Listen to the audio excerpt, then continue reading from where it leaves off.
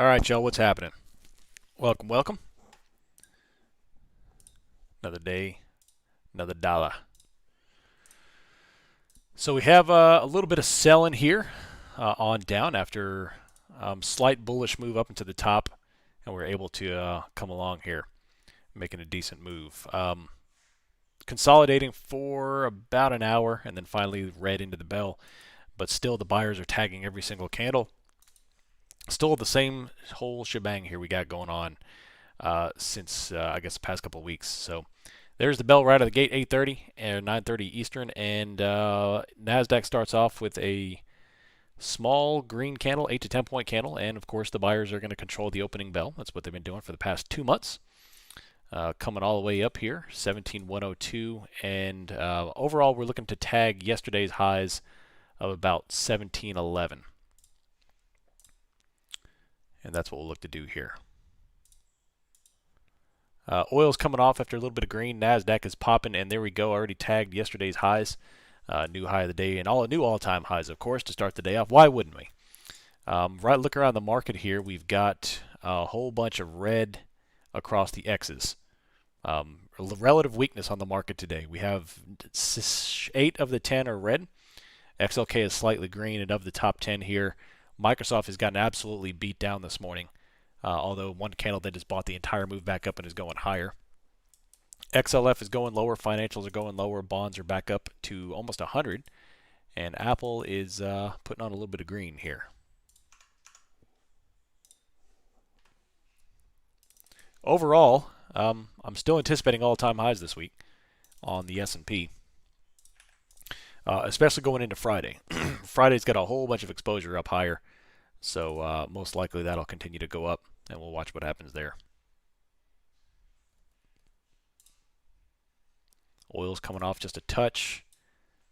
Big old green candle on Nasdaq here, relatively big, I should say. Still very, very weak movement overnight. Just low volume stuff. Yesterday was incredibly low volume to finish the daily channel. And then overnight we chopped in a very tight range with a little bit of bullishness and bearishness there at the end to finish the overnight session and begin the actual session today. We still have a little bit exposure higher, but still very light exposure. Now that changes going into Friday. Friday the participation of the market changes drastically. So we'll see what happens there. There's something going on with the Q options chain? Not that I'm aware of, no. Not that I'm aware of. Alrighty, 17,100 back down, red candles all the way back down. Oil is coming off here as well, trying to base. ES is holding 48.23.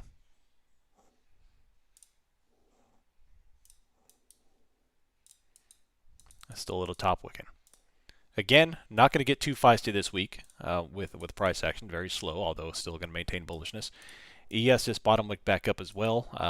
Right off of it, still defending yesterday morning's high. So like I said, I'm going to keep last week's or the prior session's high and low on until today's session closes. And then once it does, I'll delete those and go there. But it's still definitely using yesterday morning's high. We had a massive move yesterday. And at the end of the bell, yeah, we rallied. But it was very slow and very grindy. And then, of course, we had the red to close out. So it was very, very slow until about 2:15 in the afternoon. And then finally we popped there at the end. But it was very slow. Why the change on Friday? End of year, end of quarter, end of the week. It's just the way it is. Right now, the market's positioned big time into Friday relative to the rest of the week. So I would expect a bit of a move there. I fully expect all-time highs by the end of the week at some point. Just the fact that we're up there and every day is grind up. So it's obviously the algorithms are keyed to that. Not to mention the option chain is positioned to about 480. So it's very possible. 479.98 is the all-time high, so 480 would make sense, and we'll drive through that. Now in terms of bookmap liquidity here, you see they've got a little bit at 17,160. 1780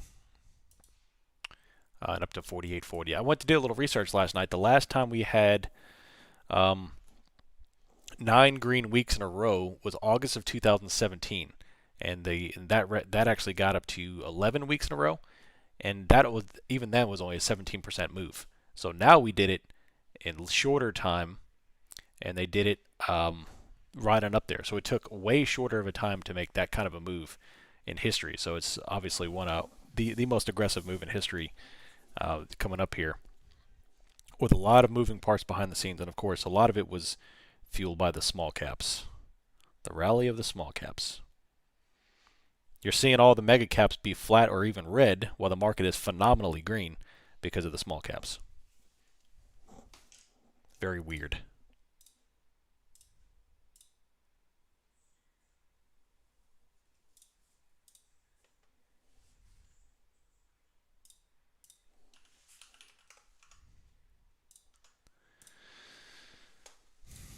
$48.24 ES. Nasdaq's putting on a flag here.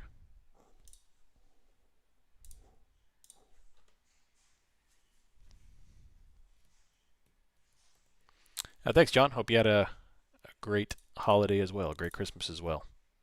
Had a fantastic Christmas.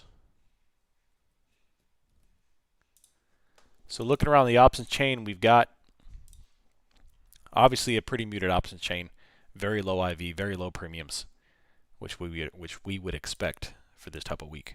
Still holding the pre-market range, still holding right just above yesterday morning's high. And we have liquidity up to 48.40, and Nasdaq still has a little bit up here to 17.150, 17.160. We do have a bit of a channel that's began since Wednesday's sell-off, the bottom of Wednesday's sell-off, but the past two sessions we have not been able to recapture the low, so it's still buying up everything, which is a bullish signal, obviously. A lot of green starting to creep into the market after a lot of red. Tesla's big green. Meta's big green. Google opened with a green but smashed down to red. Nvidia doing the same. Amazon's big green. Microsoft is selling back off. So still a lot of relative weakness in Microsoft. Pretty much the lagger of the past week. So, do you think they're going to prop this market up coming to the election? I think there's going to be a whole bunch of nonsense going into the election, including the stock market. I think this will probably be the most contested election in history. And that probably will include the stock market. Who knows, if I had to guess.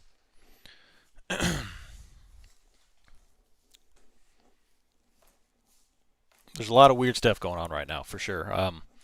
Even Zero Hedge posted an article today about the buy the dip, the buy the dip market. This is the most aggressive buy the dip market in history. Never has the market gone this long without a retracement to a certain degree. So it's phenomenal. The buy the dip is phenomenal, and partially because we still have trillions of dollars of liquidity that still needs to be withdrawn from the market. That's still in the market. When you have that much liquidity, the buy the dip is going to continue because all the funds and the hedge funds and the CFAs are all just buying everything. Personally, I think it's happening. What's happening?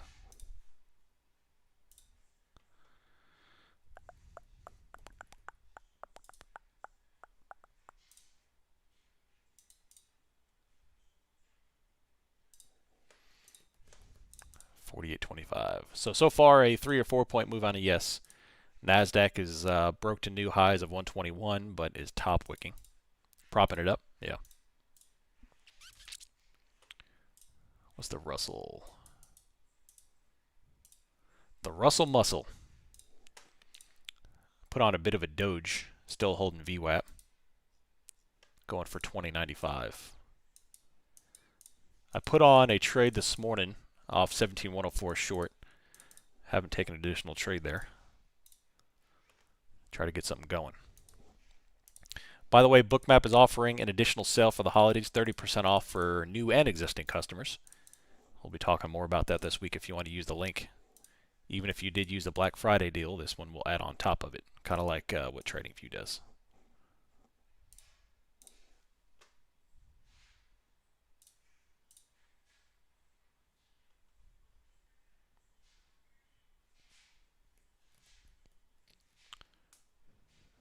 I'm going to be monitoring the Russell allocation very slowly to see what they want to do with that BlackRock I'm very curious why they added treasuries into the top slot and going forward, especially with BlackRock. But that's something I'll be monitoring closely. Give or take, it depends. It depends what data you want to use, Christos. It could be as upwards to $200 a month. It could be as cheap as $70 a month. That all depends on what you want to do and the product you want to use. What's up, Damien? How you doing?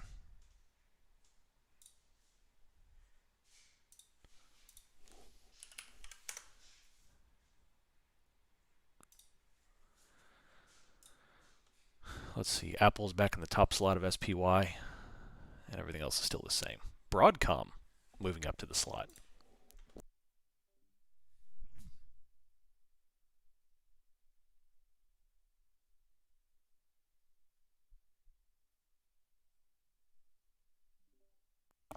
Two feet of fresh snow.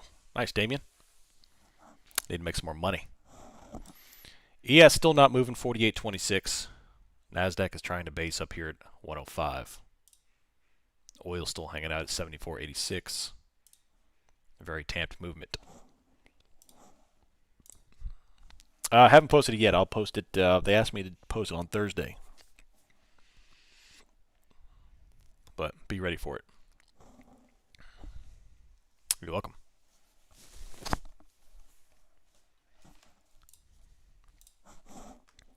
VIX is back down to 1287. They killed the VIX yesterday. They popped it up about 6% to almost 14. Spent the entire session rolling it, and it continues today. So they're rolling the VIX down, down, down. Which another is going to continue to create this tailwind here, due to the fact that there's simply no positioning for any kind of downside or fear.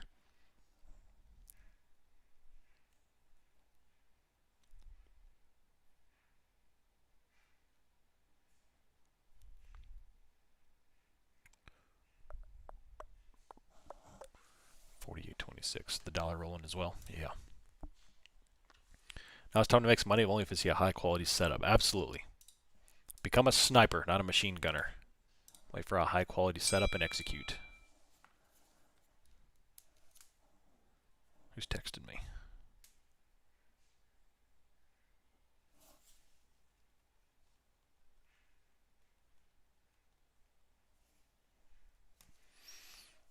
$48.26. ES is creeping on back up here. This will be the fifth time creeping into the upper 48.20s for the overnight session. Fourth time for the overnight session, fifth time, including the close yesterday in Power Hour.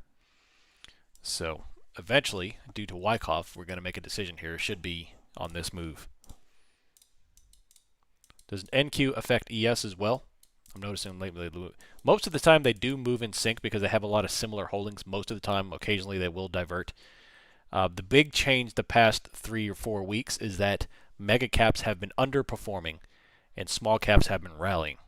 I mean, there's been some days where the mega caps are deeply red and yet NASDAQ is still blasting, which is it's a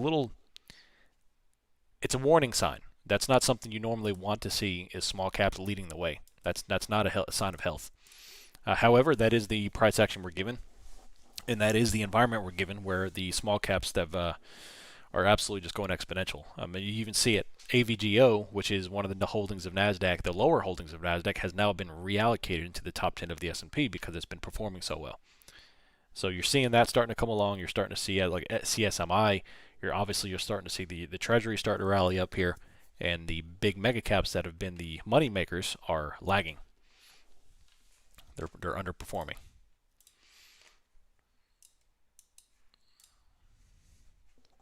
So we still have liquidity here, 48.30. Microsoft is coming back off red. NASDAQ still has the 17,130 and upwards into 150. CVD is trickling back off here on NASDAQ.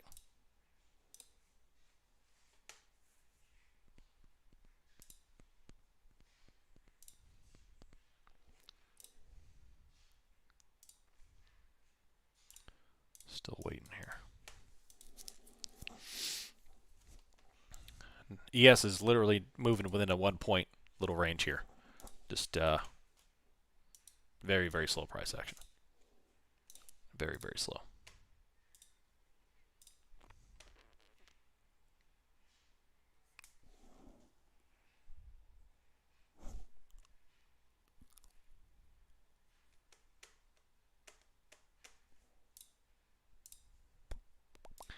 Let's take a look. XOM is still holding 102. Tesla is just squeezing. Biggest leader of the day is Tesla by far. They're up 2.2%. Amazon's coming off. Microsoft is coming off. Apple is back to their open. The banks are rebounding after a pretty red open. And ES is 48.27.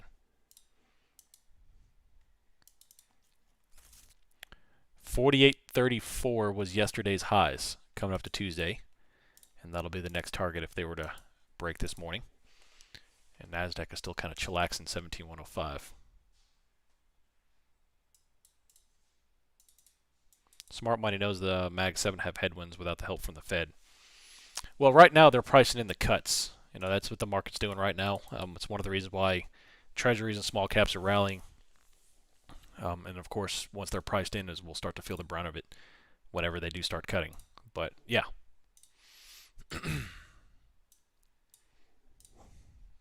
What's interesting though is that on paper and in the media, we're supposed to be in a quantitative tightening cycle right now. We're supposed to be reducing assets, but we're not.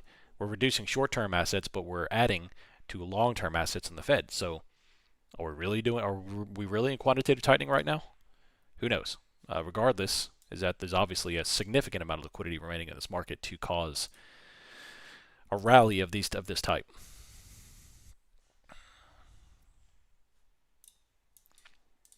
Yeah, like Coinbase, Tesla. There's a lot of the lower names are starting to squeeze. If you look at all the lower caps, I mean, look at all the old Wall Street bet names. They're all squeezing, like Palantir, and even BABA's starting to catch a bid. Neo, I mean, Neo is up with like 13% yesterday. All this small stuff is just exploding. AVGO went exponential for a few days. SMCI or SCMI.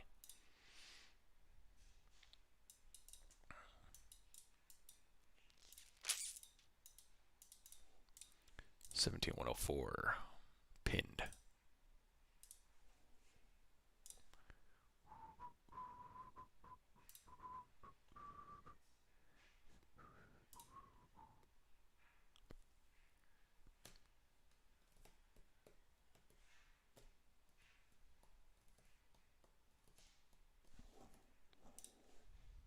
Someone said Neo.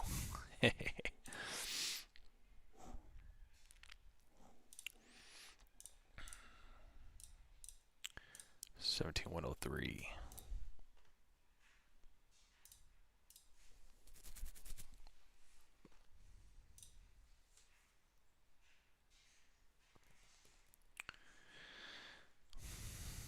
Well, just waiting for a good opportunity. I'd love to get to the outliers of this range for a decent move.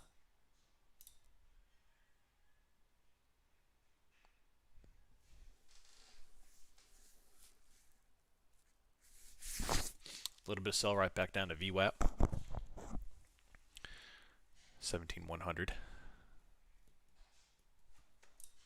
Putting on a little bit of a descending wedge type of action here, consolidating in the downward trajectory. Back down to VWAP on NASDAQ. ES is still holding 48.26. Not a lot of movement there. Oil's going back up. VIX is still plummeting, 1282.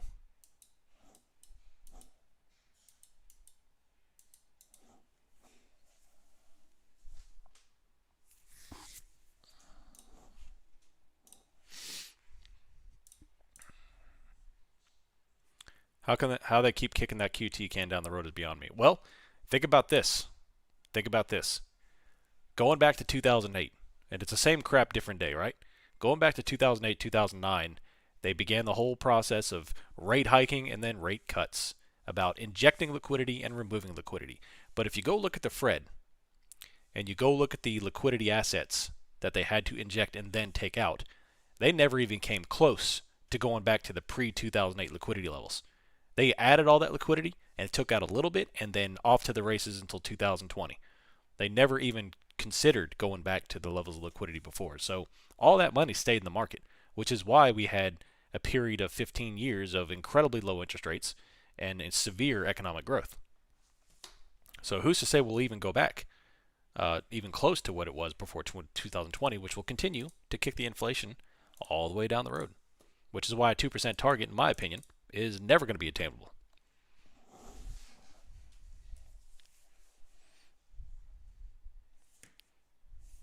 which doesn't necessarily matter for the stock market because everything will continue to go back up after next year, as it always does, but it will matter for your bottom line on your day-to-day operations.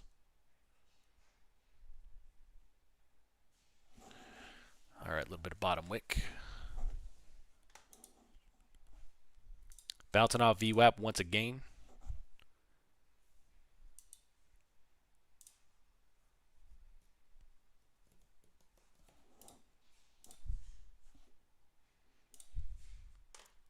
Is this DX feed? Yes, it is. No, I'm sorry. This is rhythmic. This is rhythmic data.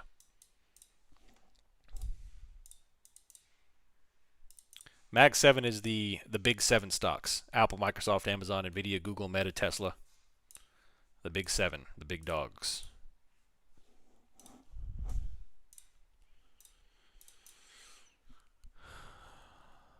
You heard FANG in the past? Yeah, it used to be FANG.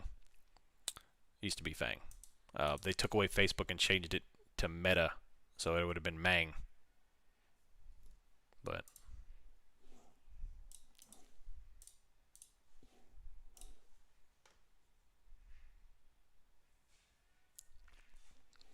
yeah, Coinbase has been another one of those, man. It's just absolutely just going crazy.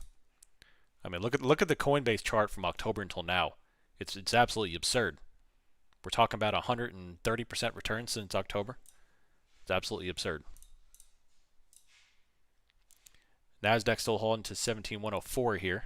Basing, not a lot of movement. Manga has a nice ring to it. Sounds like a dish. Hey man, can I get some manga? Extra manga.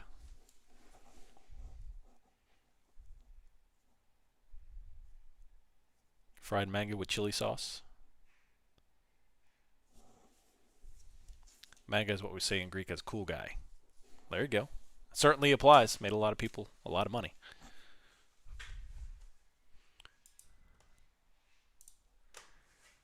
$48.20 right here. I have a little bit of liquidity at 30 and a little bit more at 20, and they are holding it. Climbing up here.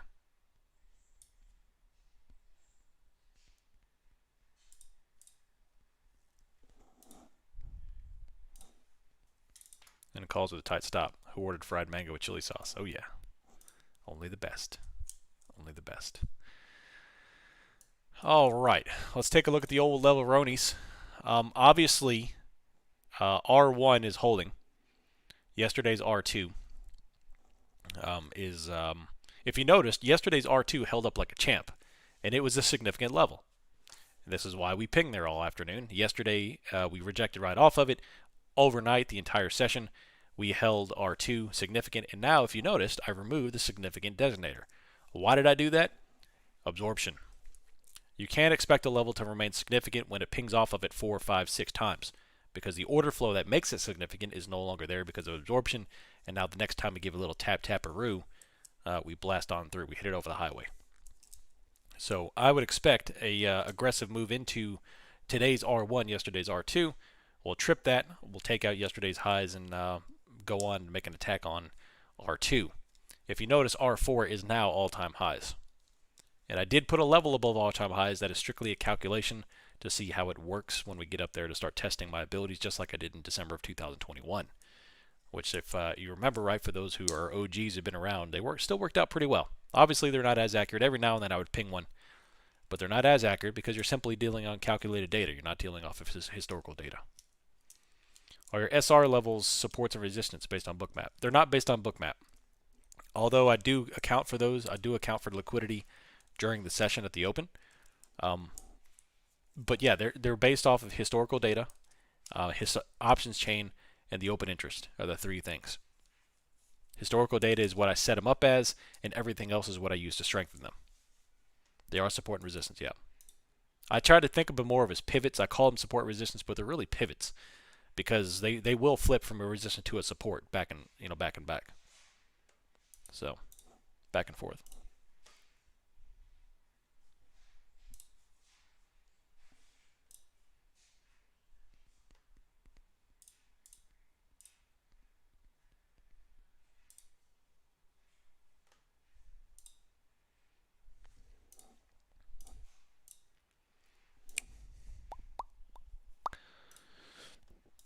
Alrighty.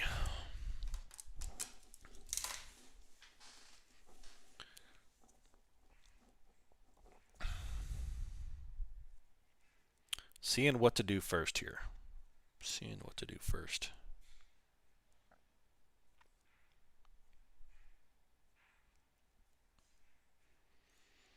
Finally locked in a contract for my mom's house yesterday. It's the 5th offer we've had on the home.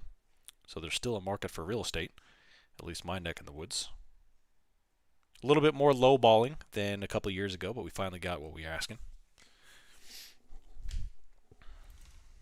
Now we get to deal with that.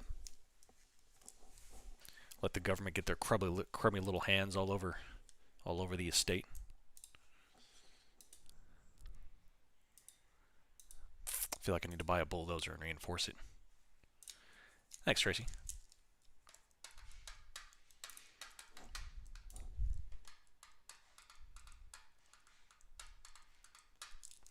Looking at the weekly chart of SPY, the market is dancing around the same levels from a week of 1227. Yep. Yep. Major tech earnings next month as well. Yeah. Did you grow up there? I did. Yeah. I was born in upstate, or I was born in New York, but I moved to Alaska when I was very young. Been here ever since.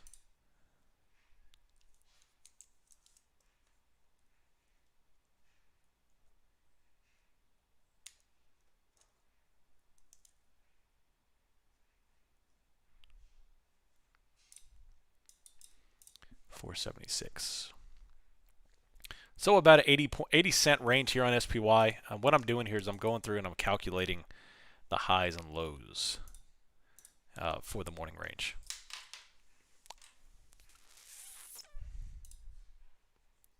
Just like I do every morning in waiting. VIX is plummeting 1275 again, down 1.77. Not enough snow, Alaska. I don't live in Alaska, really. That's an inside joke.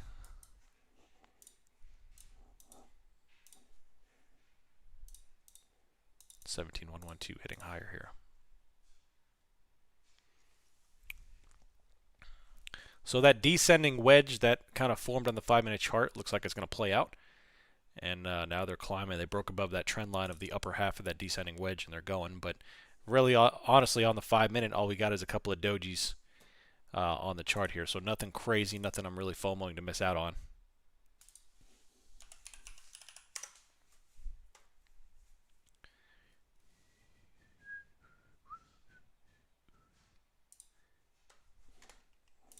Anyone do anything fun for the first New Year's?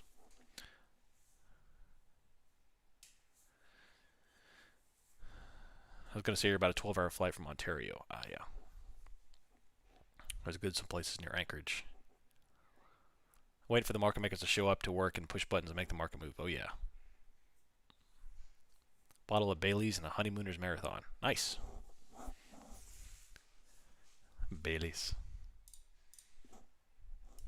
I'll remember that, Rick, or was that? What was that weird cartoon with Bailey's?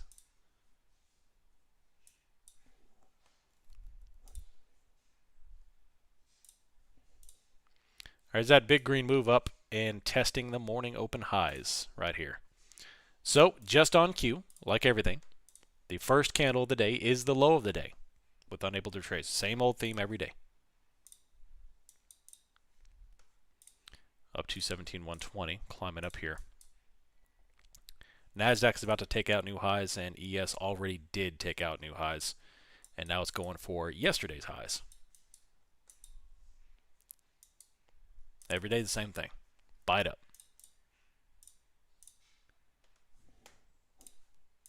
Old Greg, that's what it was, yeah. I'm old Greg. Forgot about that. That's weird, man.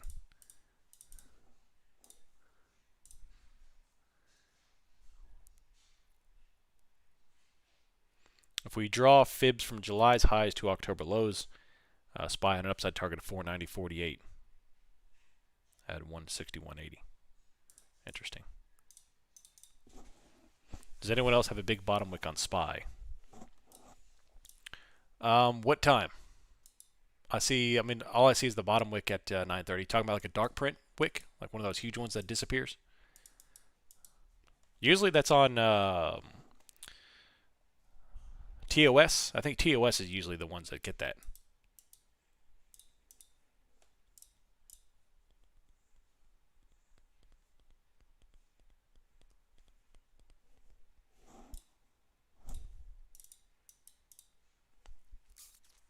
To 475.70.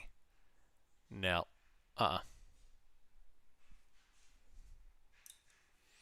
those are liquidity tests. I'll have to make really good targets. Yeah. Unfortunately, they don't show up on TradingView too often. Got one on TOS. Yeah, see, TOS has got one. 1 minute chart, huge down on SPY, immediately back up. There you go. So let's watch out. What's the bottom of that wick on TOS? What do you got? We'll make a note of it and see if it actually transacts. Give me it to the penny. 475.72.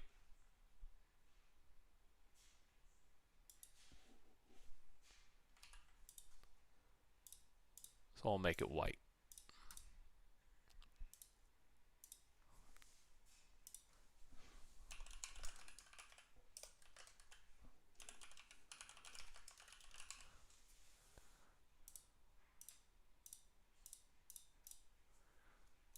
Let's just make note of it. See what happens.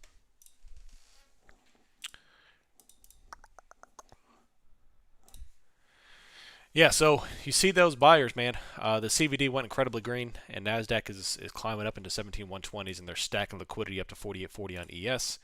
And Nasdaq just wiped out this right here. We have an iceberg, cleared out all this stuff, and still has that 150 on.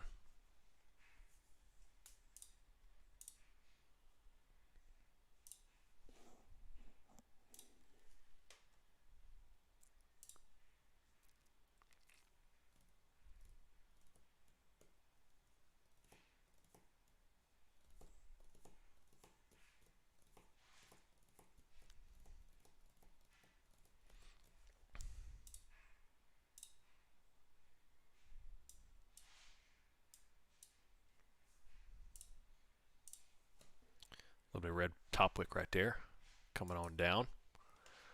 17,110, and they just rejected. They peaked into the liquidity of the overnight session into 120, so a new high, and then immediately Nasdaq rolls back over from 124 to 108, so about 15 points, give or take. So there's that first little liquidity absorption up in that area on Nasdaq on ES.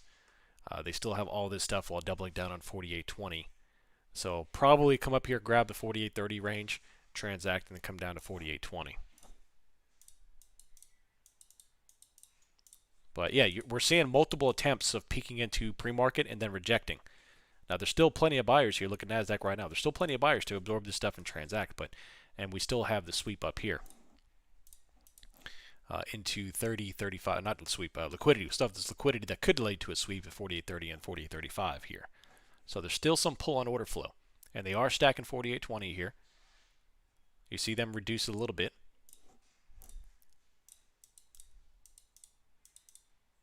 Do Nasdaq and S&P go in the same direction?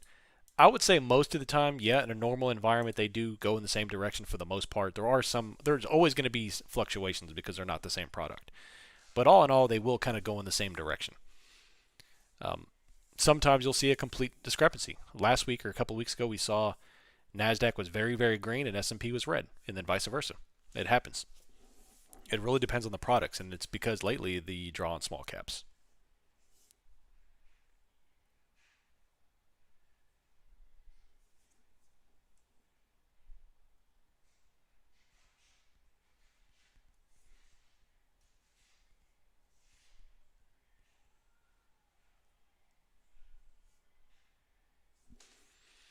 Doji of 17,114.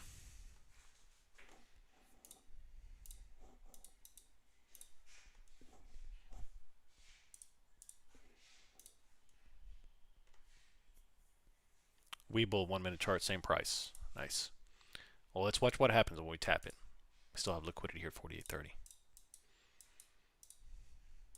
Let's take a look at CL. CL is still holding 75. Not too much movement on oil since the big red candle at 8 o'clock.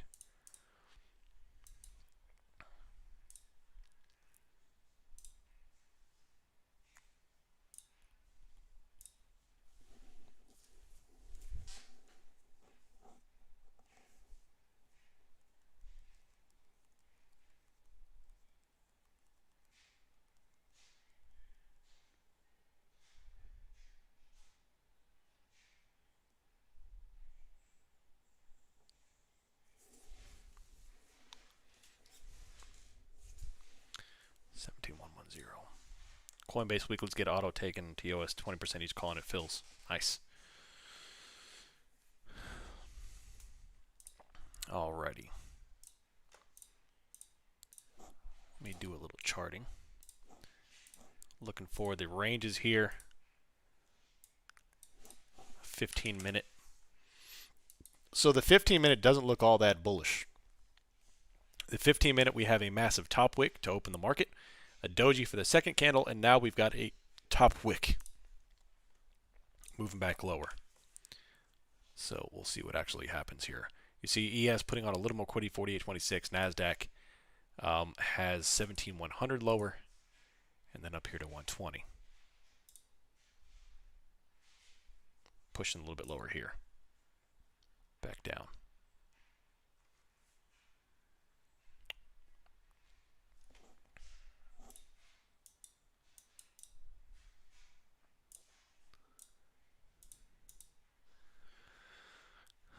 Overall, just ranging into the week.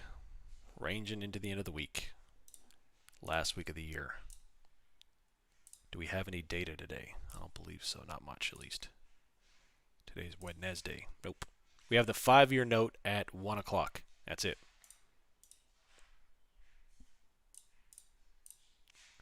A little bit more pressure coming on.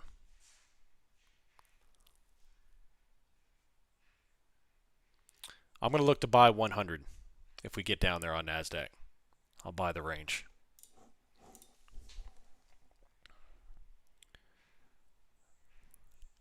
So 17,091.75 is the low.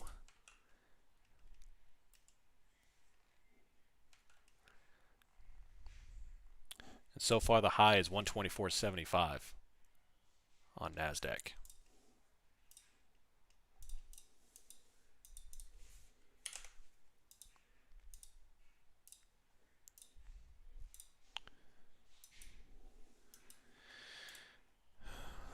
We got 48.20.25 and 48.29 on the money.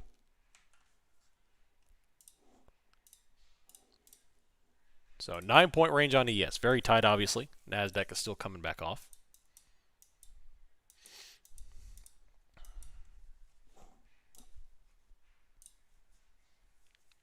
NQ, yeah. How do you trade NASDAQ? I trade NQ futures. Yeah. You could also trade options on them as well. You're going to be a little pricey, but yeah. Big red on down. Nice.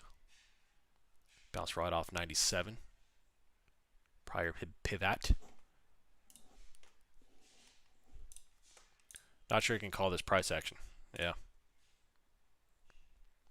So Q's went X divvy and they subtracted from the Q option, which seems weird. Yeah, it happens. It does it on SPY too. It happened, what, 2 weeks ago on SPY?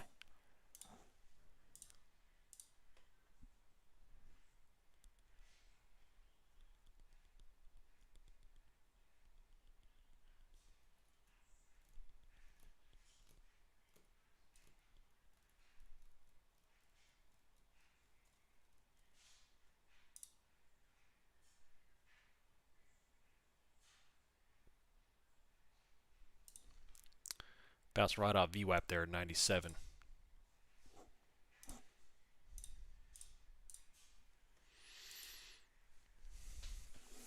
Choppy, choppy.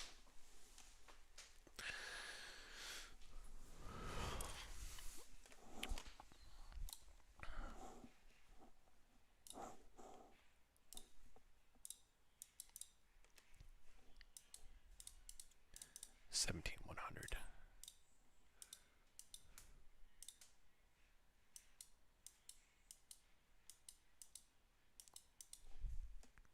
%13% IV. Yeah, it's extremely low. Premiums are low, IV is low, and obviously the price action corresponds to it. Watched a great movie last night, by the way. Greenland. Never heard of it before. With Gerard Butler. Highly recommend it.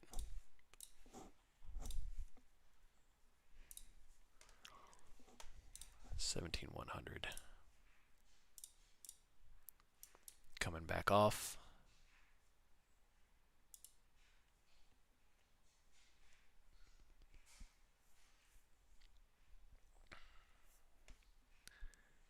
pacing right up here.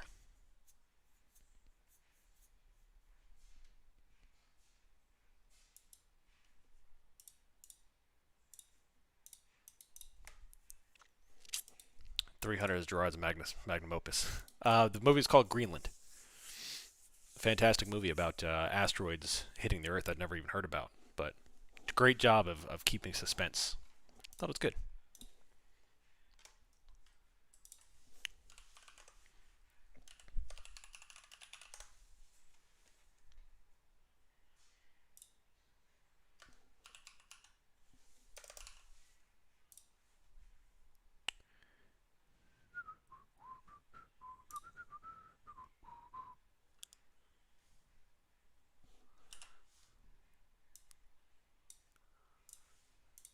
Yeah, this movie. That movie there is good. Last year, 3 days left to Hawaii's year-end. SPX went up 19 points, reversed down 68 to session low, maybe profit-taking, tax-related. Yep. So I would probably say if we're going to get a big move, it's going to be on Friday. There's a whole bunch of exposure rolling off on Friday. So especially after the crap that we've had to close out the year. Ooh, look at this move. Hey. Coming back off.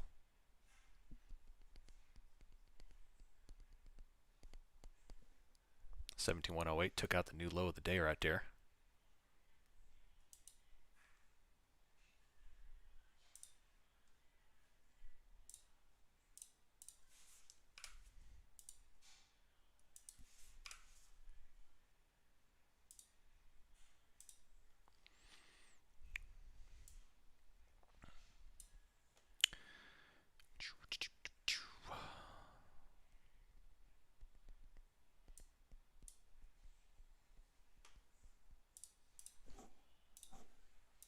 Rewatched Book of Eli yesterday. Such a great movie. Haven't seen that one.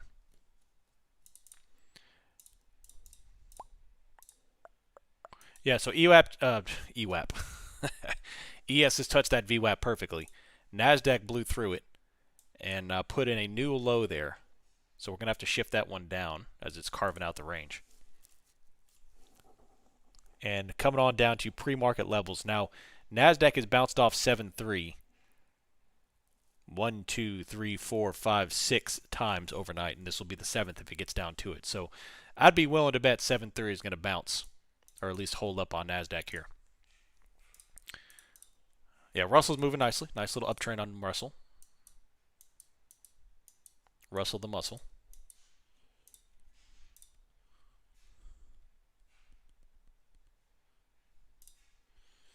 QQQ, I'd probably say in the ballpark of 410 and change. Man, this is a big old red move. Look at that. Coming back off. And here comes into pre-market levels right here.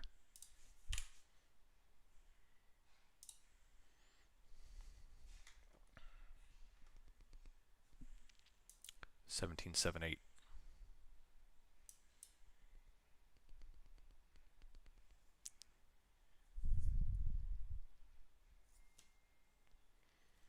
Boom. Big old move like that right there. 17.072. 7, 68, 67. Going down. Blasting lower. Man, look at this. What a sell-off. What a move. Bounced right off of yesterday morning's low right there. Right off of it. Looks like it's going to absorb that and go lower. Boom. Wow. Went from 122. That was a, what, an 80-point sell-off?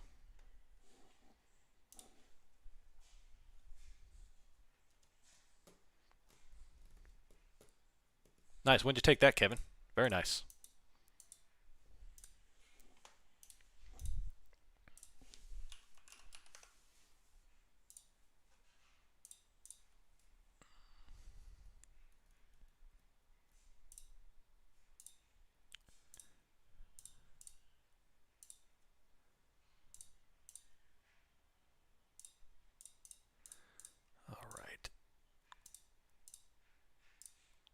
Bouncing right off that pre-market level. Yesterday morning's high right there, 57.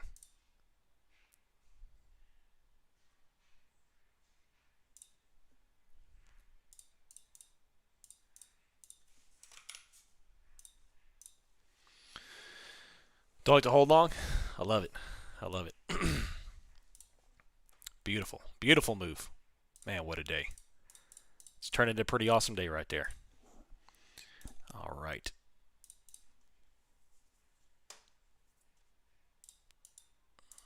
All right, 17 just tapped yesterday morning's high to the money.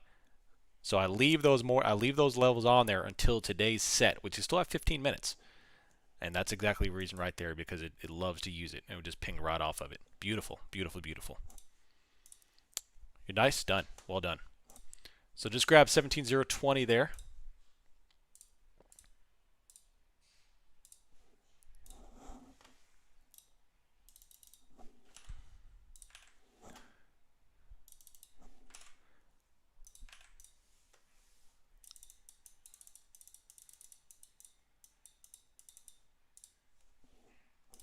All right. Alpha drop from 197 below 192 since last Wednesday. Nice.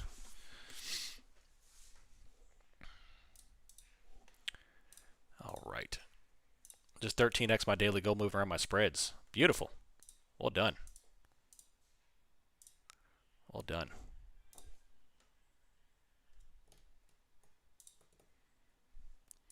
All right. So we came on, obviously drilled right through that. So I guess you can call that a win for that thing. 1770. They've got 1740 liquidity lower, and we've got ES came down and tapped 20, and they've got 4830 on top of that.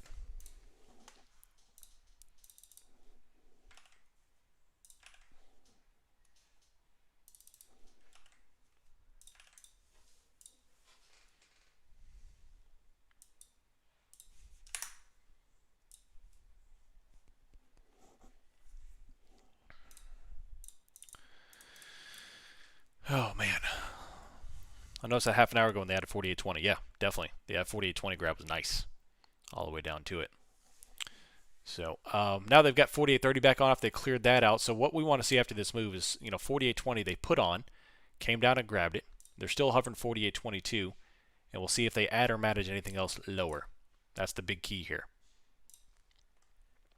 NASDAQ came on down and wiped 60, and now they've put on 40 here, back down. So we'll have to watch that as well. But watch these areas here as they've trudged down here and see how the buyers respond to such a huge waterfall.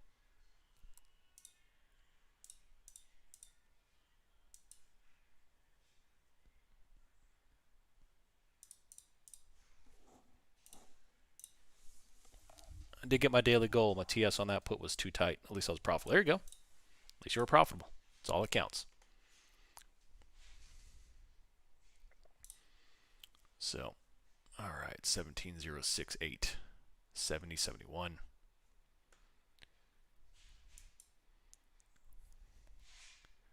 Buyers responded a little bit here. Still has some pressure coming on. The CVD is still staying down. You see the CVD? We're not seeing a lot of aggregate of buyers really whop this thing. So you see the CVD dumped. A couple of bottom wicks here, but the CVD is still staying down. The sellers are still hitting, and we're still holding down here at 70.72 here. So right off of yesterday morning's low.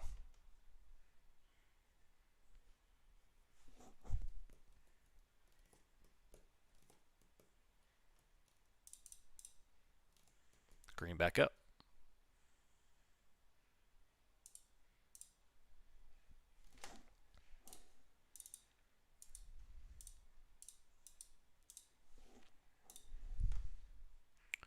$471 possible. I think it'll come here closer soon. We'll see. We'll see. CVD making an upturn here. You see the buy icebergs are hitting the tape. All the way back up. Got to fill the imbalance probably, 80, 81? And making a move right off of it. But the big key here is yesterday morning's high. That's where they put in that all-day high yesterday, rejecting, rejecting, rejecting. We come on down, we tap that liquidity, a whole good amount of supportive liquidity there from yesterday's consolidation. And then NASDAQ gets a 20-point bounce right off of it.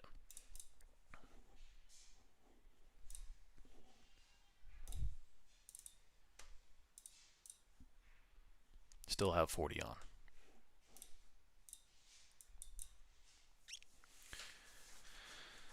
Oh, man. SPX strike prices. Yeah, they apparently went ex-divvy, so it's going to be a little weird on Q strikes.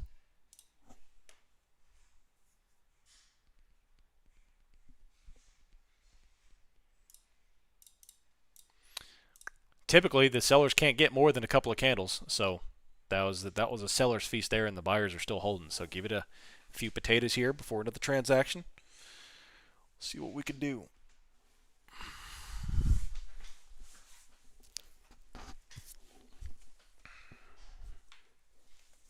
If this candle fails, we'll start transacting lower into the 17,000s after that wipe down. But it depends on what they want to do here in the next couple of candles.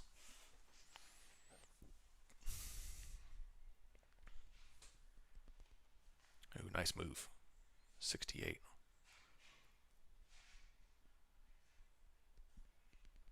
Six five, 6 6 on down.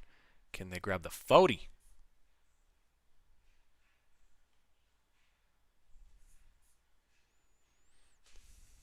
Still nothing yet. I got stopped out on calls and jumped on puts and caught that swing down. Nice. Nice, Christos. Well, the sellers are starting to react here and absorbing this candle.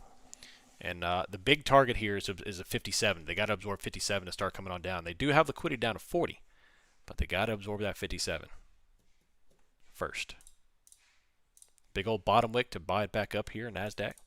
Yes, I'm kind of tracking the 15-minute chart here. On the 15-minute, we have the big red engulfing and then the green candle that's currently forming. Started dip lower, immediately bought back up here, right on top of this 57 range. Watch this iceberg, another iceberg coming on here.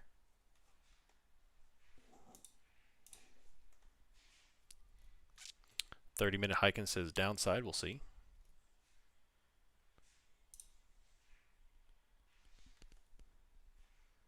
$17.75.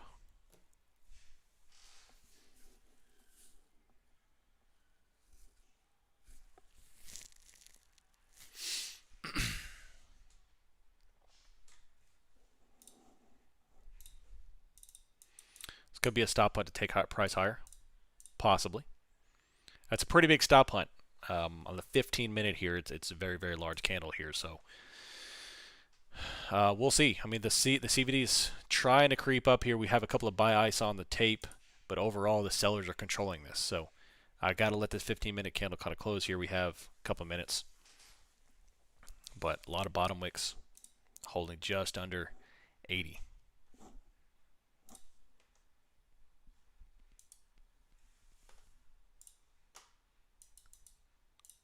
$48.23.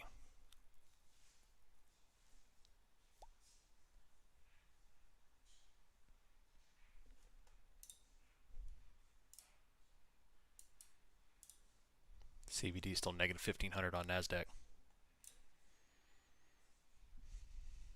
Bottom wick, top wick, right there. Tackling fuel.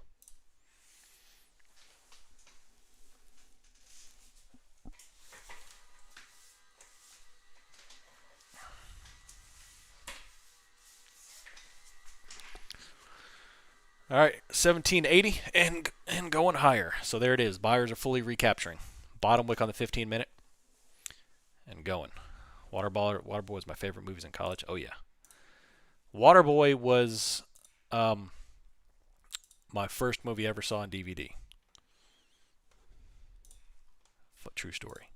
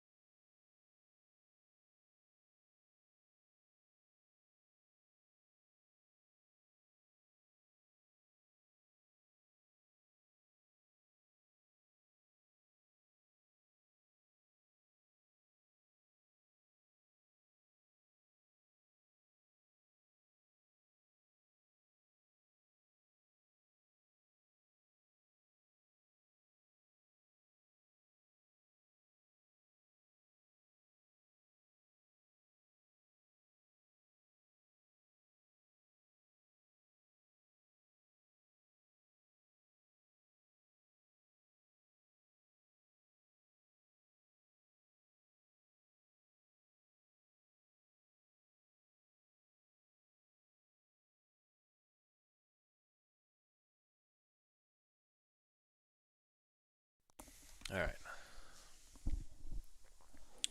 All right, coming up to 1781, buyer's recapture. And all that was just another liquidity grab. Same thing, different story.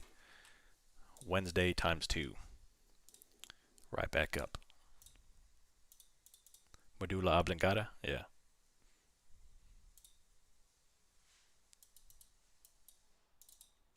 That was a great movie. Someone just asked me what's a DVD. Oh my gosh. Terrible.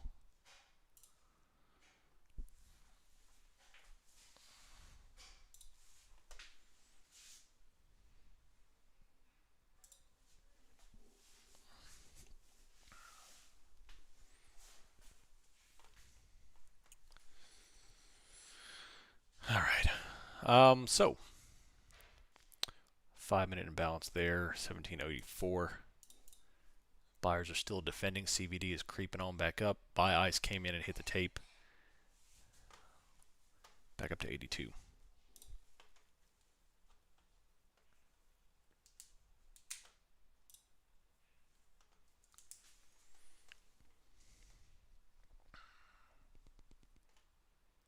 $17.80. Volumes are dissipated.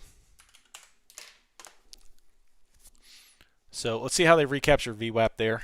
And let's see, we got 3 minutes until the first hour closes. And we're hollowing out the range here.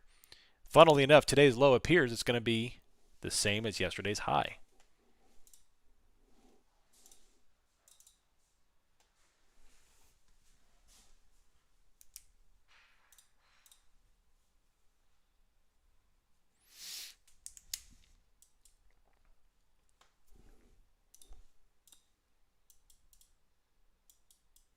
$19.99, nice.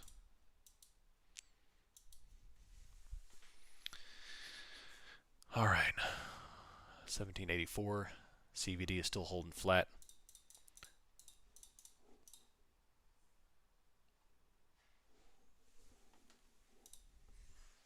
VWAP will be 90.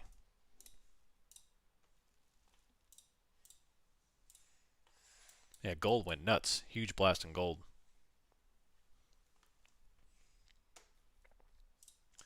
Oil still holding flat.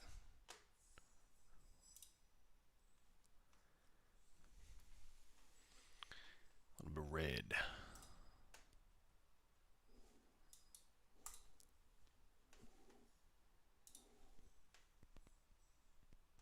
I see a slow drop till lunch and then tank today. Going to ride these options into Valhalla. Nice. We'll see what happens. That's for sure. 1780. Drip, drip, drip. The buy algos are definitely on at the moment. They turn them back on. They're creeping back up. Bottom wicking, bottom wicking, bottom wicking, creeping up. I think we're up, what, 30, about 27 points here. Until those fail, and you'll see them. Top wicks. And I'm waiting for the 15-minute to close here in about 1 minute. And we'll have the next candle form. We'll see what's going to happen with the next cycle. We have a pretty big green candle to follow up with a big, even bigger red. If that were to fail, then yeah, of course, we'll play down into 57. And then after 57 breaks, if that were, we'll play down into down to 17. But right now, they're still just hammering everything.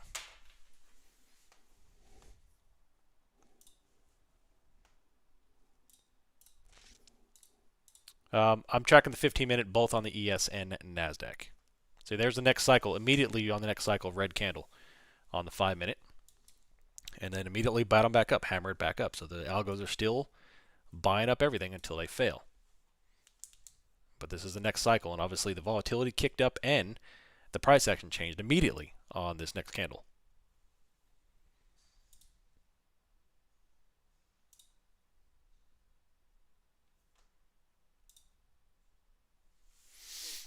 $74, $75, bottom wicking. CVD dumped all the way back over as well. So negative 2,000 CVD on NASDAQ. Back off. Nice little move, 74.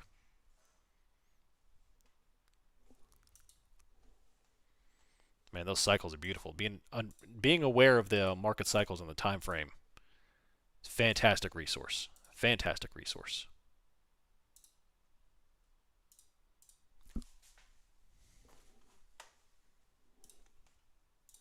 If the Bialgo Watchman takes a longer coffee break, I'll screw up everything. It will. Please remove your macro. I'll try. Yeah, the macros are working beautifully well too. Ethereum is strong right now.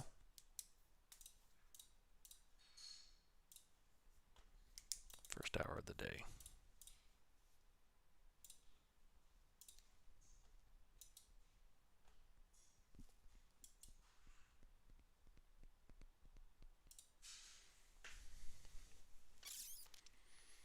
$17.4.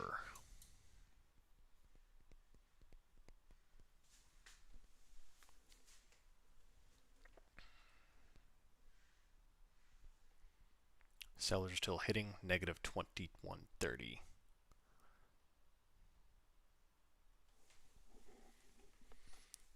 Man, can't get any continuation. It's the nature of choppy holiday week. Yep.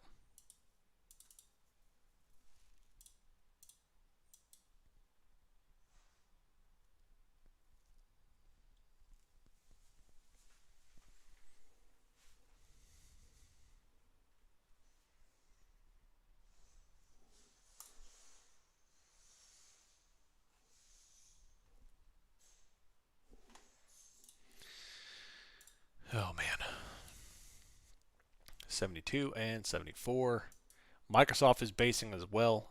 XLF is holding the high of their day. Apple got absolutely destroyed. Crap, look at Apple. 191.50 off of 193. VIX is down to 1270. TLT is still holding 99.70. But yeah, man, Apple got smoked. Nvidia broke red. Google broke red. Microsoft is hugely red. Apple's red. NASDAQ, green. And still climbing.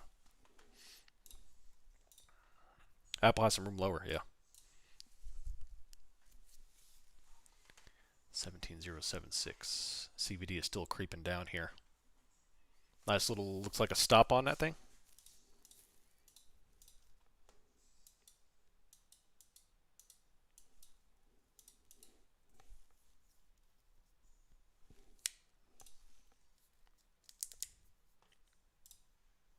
Can you explain the market cycles more? Yes. So the markets are controlled by computers and algorithms.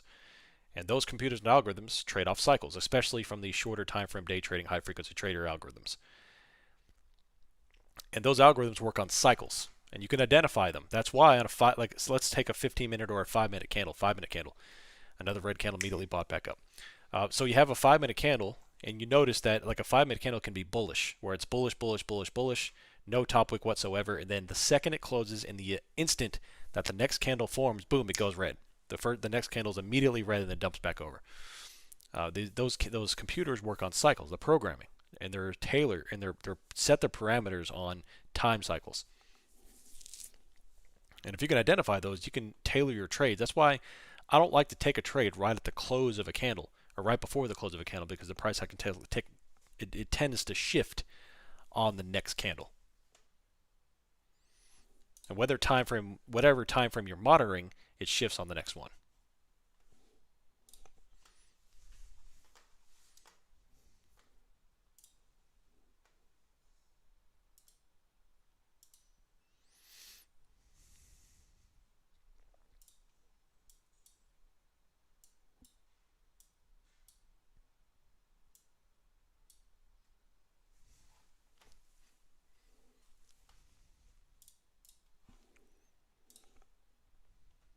You're welcome. You're very welcome. CL tight range.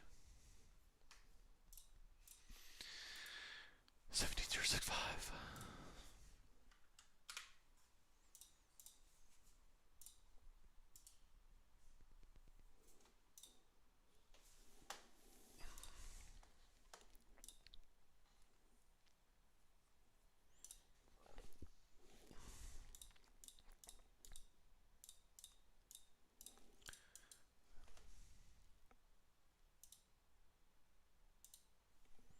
Another bottom wick right off this area.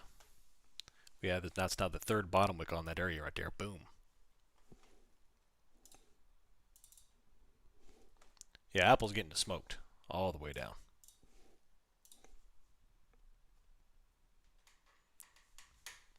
Tick shows all the back and forth action. There you go. Breakdown's going to get me paid. I like a nomad.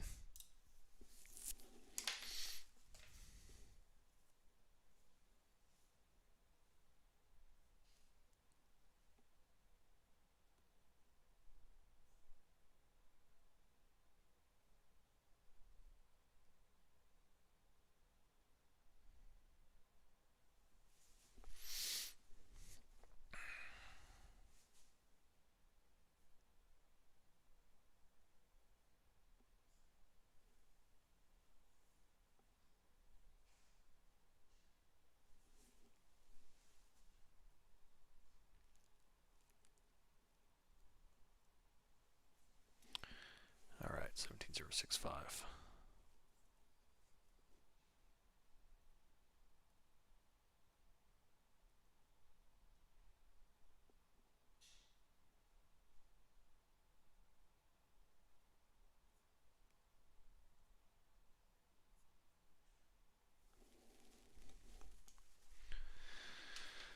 All right, there's that creep lower into 60 and change. Holding this S1. We're right in between R1 and S1, so obviously type stuff here, but call the ambulam.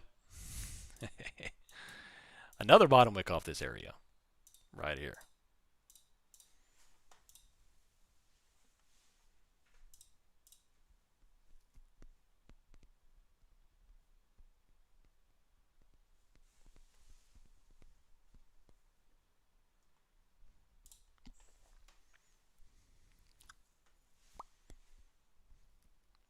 $16,068.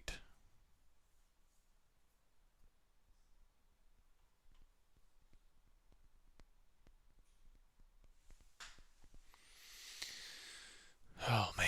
All right, well, get something going here. Let's take a look. ES. Overall, we're talking about 8 points on ES.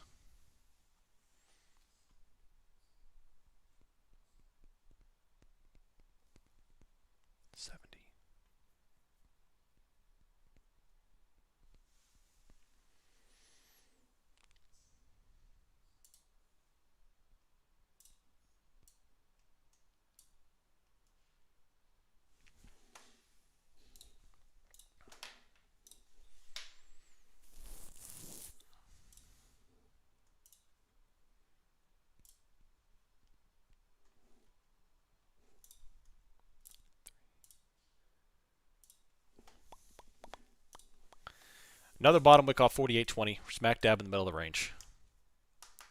Morning range is set, obviously. I know this is exhilarating for you all, but ES is kind of popping. I'm just popping back in a couple of scalps here on Nasdaq, and I haven't really touched ES. 9 points is not really conducive to good trading. Overall, we're just not really getting on too much here. Nice little dump there earlier, but yeah.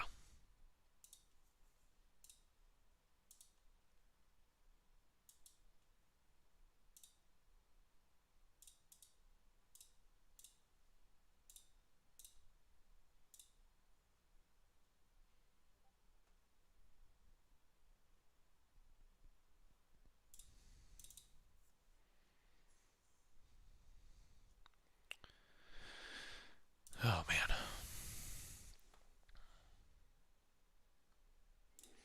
By the way, the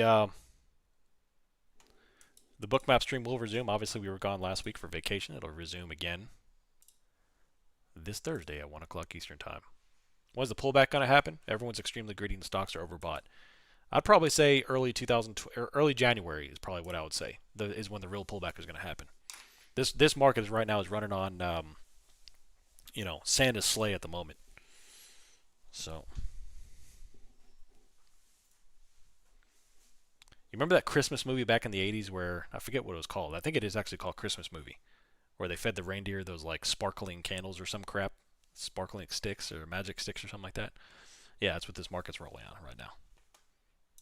I could have very well have hallucinated that movie. I don't even know if it's real. I don't think I've seen it since 1989. Closed doji, yeah. Even Nasdaq right now doesn't want to get out of the 70 range.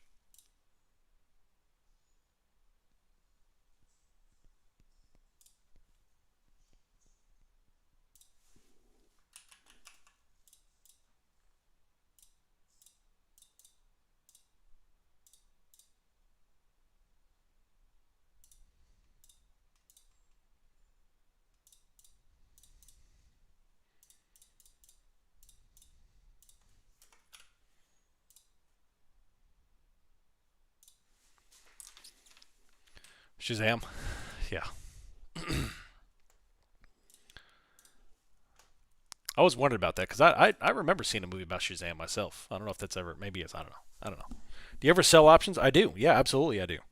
I haven't done it in a couple of weeks now, but I do sell credit spreads on the weekly.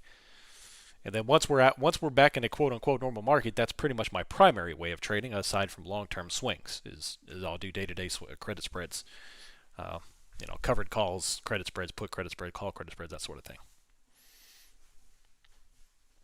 Light volume probably the rest of the week, absolutely. Yeah, I would say we'll have an uptick into Friday, but yeah, definitely light volume.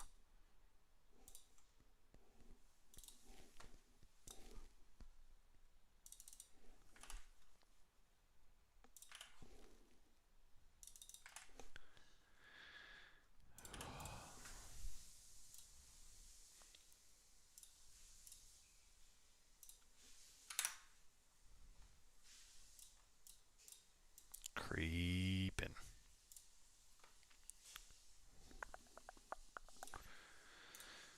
I know the answer, but I often scalp using margin, martingale strategy. Some say it's good to know your win rate. Others say it's too risky for scalping. I used to track my transactional win rate. I used to, and I still do. Technically, I still do. In my opinion, though, it's not really that important. I think your daily win rate is more important. Now, you still need to know. Obviously, if you're running a 20% win rate, you need to change something. So it is still a good data point to track, but it's not as important as Twitter makes it out to be. I think the quality setup is better. I think your R&R is more important than your transactional start your transactional win rate.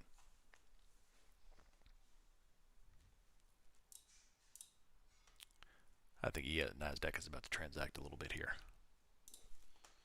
I was looking at cash secure puts. If you do it on a good stock, it looks like a win-win. You keep the premium or get it underlying cheaper. Yeah, 100%. That's why if you're holding a good amount of shares, you absolutely need to be doing that stuff. Yeah, especially when we're back into more of a quote unquote duller market and you want to take advantage of some income. Absolutely. Now you're not gonna get rich off of that, at least not in 1 month. But that's a fantastic approach because what you just nailed it on the head there. Is you keep the premium or you get underlying cheaper. Either way.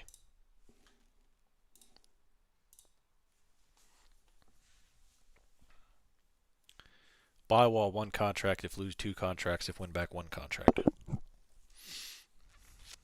Yeah, I've never looked too much into that strategy, but uh, there are some ways to get out of losing situations. Dollar cost averaging is one of them, although that's the most risky of them. In my opinion, what I would rather do, excuse me, what I'd rather do is take the opposite side of a trade to hedge. It's kind of a hedge strategy. A hedging strategy is my preferred strategy. Whereas if I'm long one Nasdaq and it fails on me, I'd rather short micro Nasdaq or short ES, make money on the way down until a certain point. Now, of course, at a certain point, you do need to cut it. Just like if you long an ES contract and the market starts to dump on you, you can't really hedge your way out of that. You just got to cut it up to a certain point. That's what I would rather do.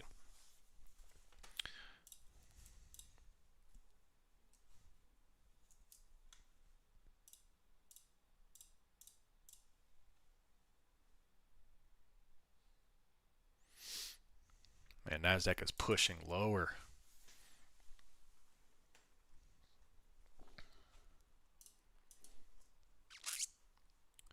1603.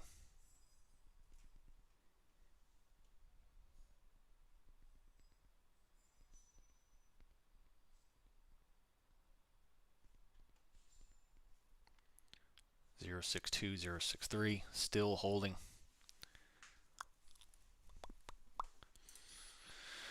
Oh man.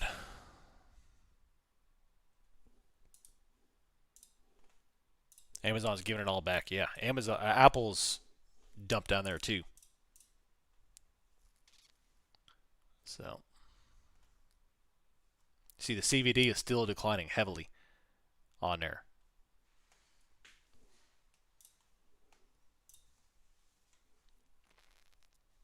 I wish I had the personality to swing or hold. I don't like being a trade more than 15 minutes. Use the 15-minute candle as my gauge. Well, the time's going to come. Yeah, the time's coming.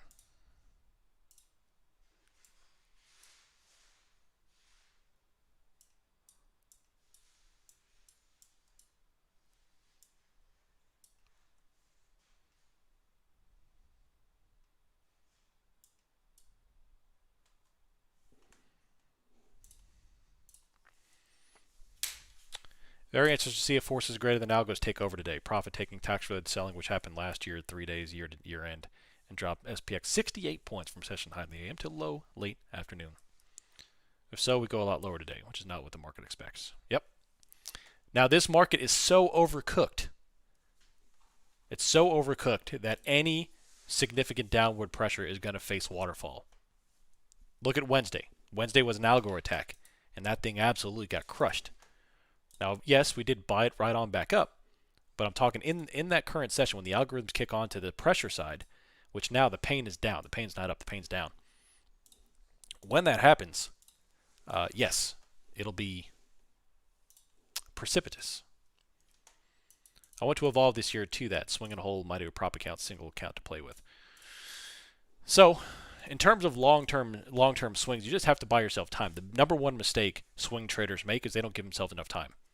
And I even think 3 weeks is kind of the lower end of that time frame. You need to be going multi-month to do proper swings, especially with options. My best trades in option trading in 2020 and 2021, my most amazing trades, were all multi-week / multi-month trades.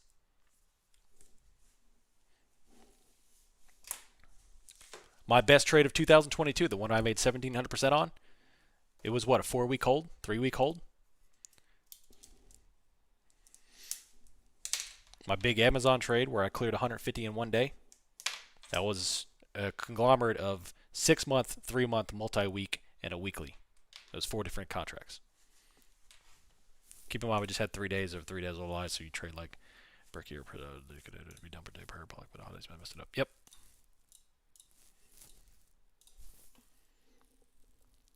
What strategy got me rich in trading? Buy and hold, baby. Buy and hold.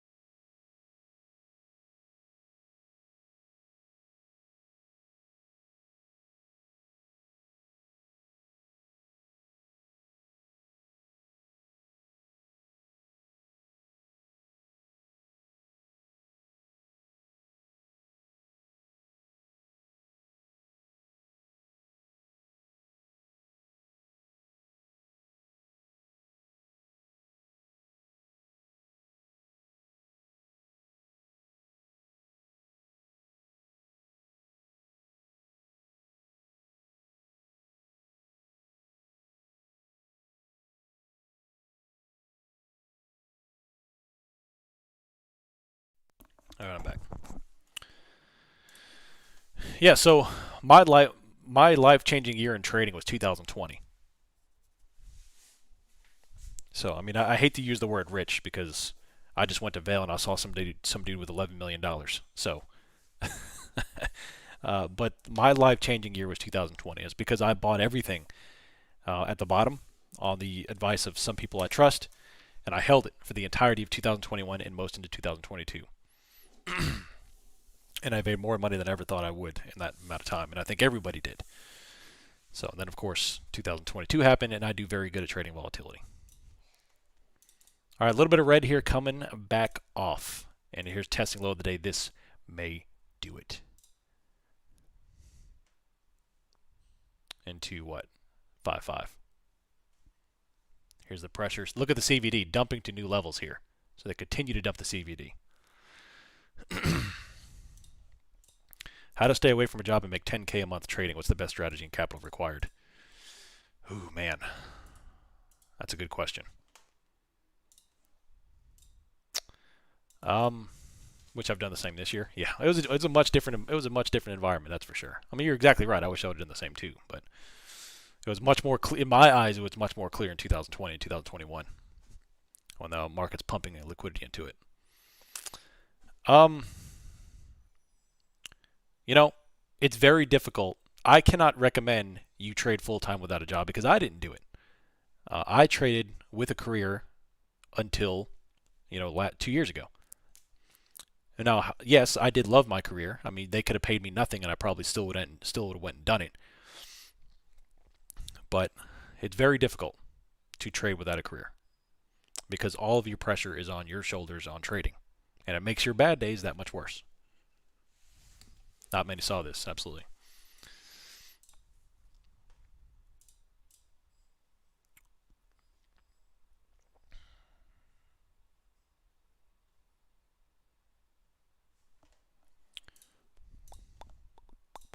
Up on 50K into my learning curve. Yep, yep. And that learning curve is a good measure too. Would you buy everything again when the Fed will start printing money? So my objective with me is when we do get the big rollover, which I'm still on that train. I don't talk about it much because I don't want people misinterpret it. Is I intend to close out a good portion of my day trading back into my long-term port and dollar cost average into everything. I'm going to buy up everything I can in the top 10. Not to mention I'm going to bring in a couple more tickers as well. So that's my objective. And then the remaining money in my day trading I'll use for swing trades, options trading, futures trading, that type of thing. CVD is cumulative volume delta right here. If you're from Colorado, CBD, because apparently every street's got a weed store in Colorado.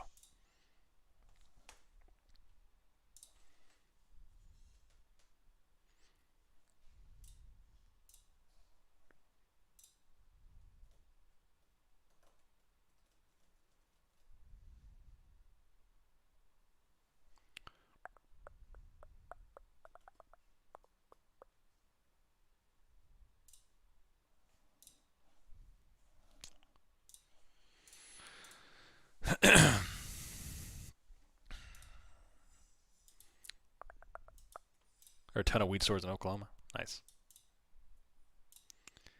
I invested a long term for the first time this year, bought one Bitcoin, going to let it sit. Nice. You cannot beat the returns of multi-decade holdings. You can't do it. I don't care how good of an options trader you are. You cannot beat holding Amazon since 1998, or Bitcoin since 2008, or Tesla since 2012. Can't beat it.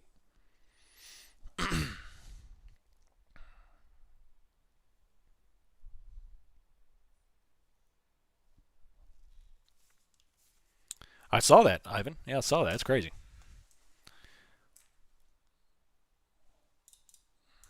70 here coming back up.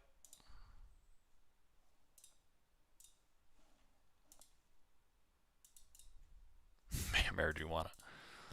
Oh my gosh.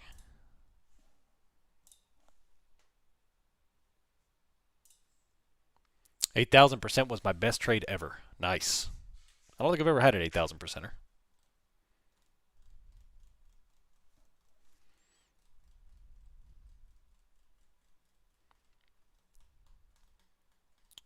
I'd recommend to first learn about how trades work. Remove PDT by opening cash account only. Out trade after the first hour and learn a small account on SPX. Nice. Big green off the bottom.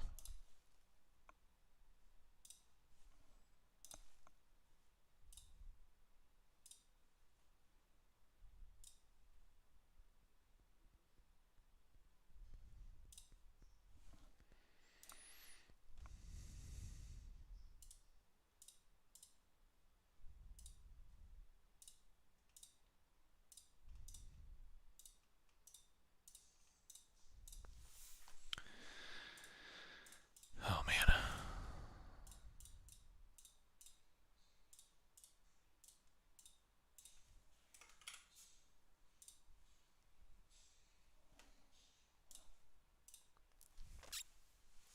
Bought a ton of Sierra stock back in 2008 for 25 cents a share, still hold to this day. Nice.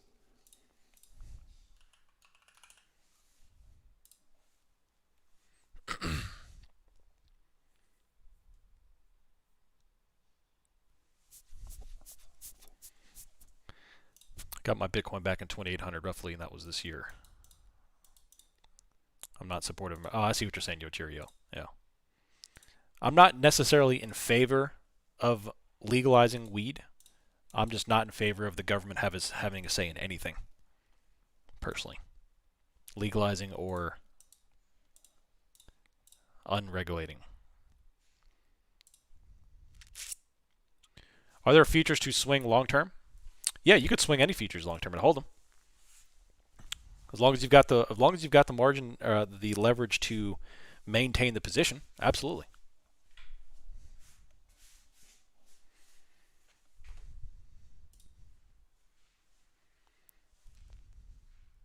Power of magic, internet money, crypto. Yeah. Do I wheel any of my holdings? No, I don't. I try to touch my long-term port as little as possible. I'm not very smart, so the more I touch my long-term port, the worse it gets. So I put money in it, I buy, and I forget about it.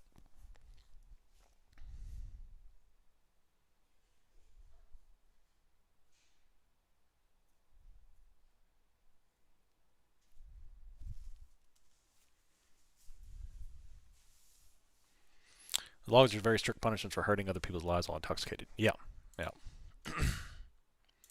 I feel you.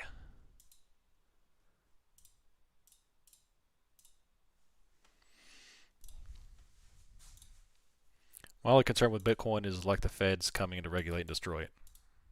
Yep. That's what the government does, man. They can't let people have too much freedom or success. So if Bitcoin does get to that point, then they will shut it down or regulate it to where it's pointless.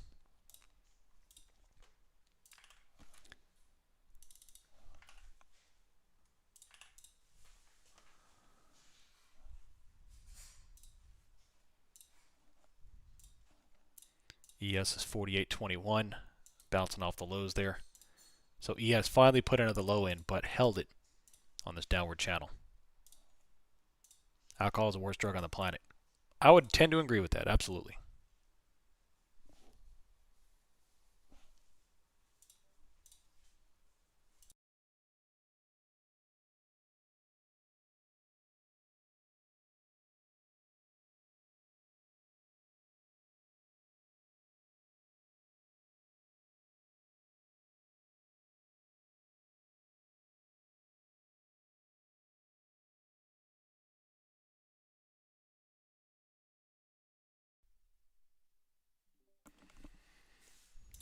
While we have a minute, can we take a look at Intel's chart? Absolutely. I love Intel. INTC. Man, exponential. Look at that, man.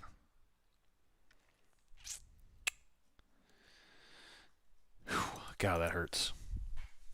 I'll tell you what, man. I'll be the first to admit I've done pretty well, scalping and day trading and stuff, but I've missed so many opportunities that I've identified the past 3 months. It's sickening. If I would have taken half the trades I identified, I would be very well off right now. So INTC rocketed to 50.42 after finally taking that bounce off of that high level bounce on October 27th and coming up. And that thing just rocketed. Retested the pivot at 40 and then rocketed, man. The fact that also we've had a lot of semiconductors and tech stocks rally, obviously. I think this one's still going to have to go. And I think Intel will kind of regain some market share when the Chinese Taiwan stuff goes down. They're going to be a little bit more resilient to that than others. So I'd say INTC is a good long-term hold. Back into the 62, 61 range. Would you consider high volatility if VIX is at 12, 15, or 20? In my mind, 15 and 20 is high because of where I come from, Trev. If you were to ask me to trade at 15 or 20 VIX back 5 years ago, I'd say yeah. I'd say something's really, really volatile and that market's crazy. Nowadays, 15 VIX is just humdrum, run-of-the-mill VIX. But I still think it's 15 as high VIX in my mind.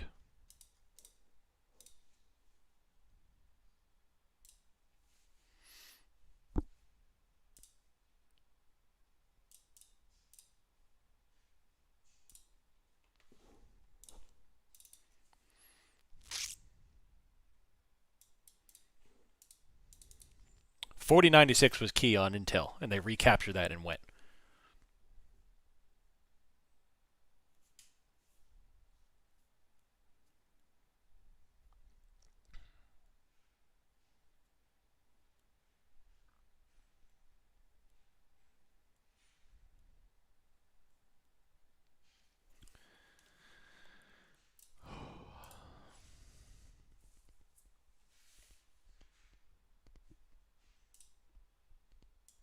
All right, looks like NASDAQ wants that 61.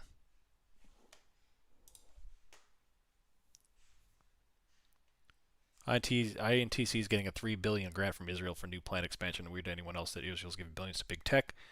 Well, the USA. Of course it is. Of course it's weird.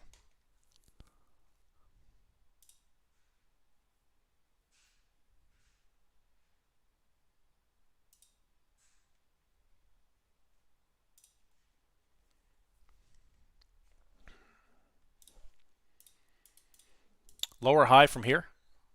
It's trying to. We're definitely in a descending trend right now. If you draw a trend line from 9:55 until now, we obviously are in a very strong downward trend at the moment. Now the price action is very slow, but it's still trending nicely downward.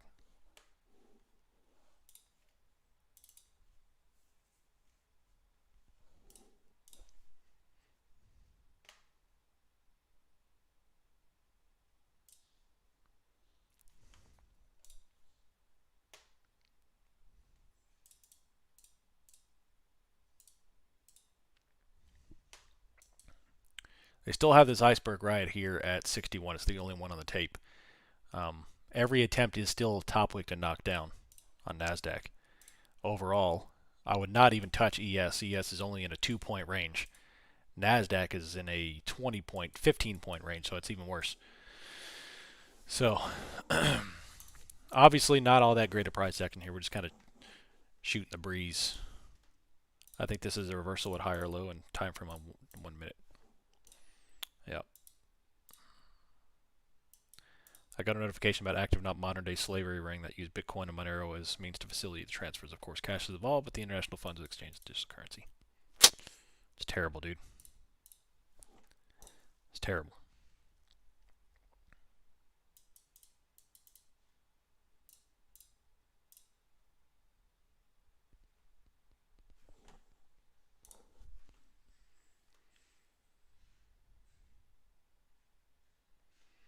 Crazy how in mid-October I saw a lot of self-proclaimed blown accounts on Webull, but now that the market is going up, I see these crazy gains.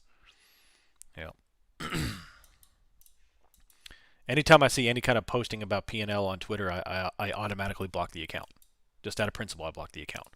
Real traders don't really do that. They show setups, they show theory, they even show opinion.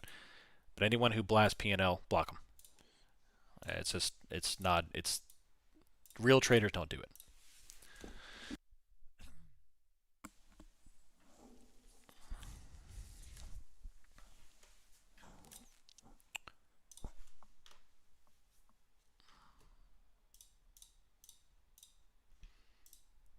All right, 7.5.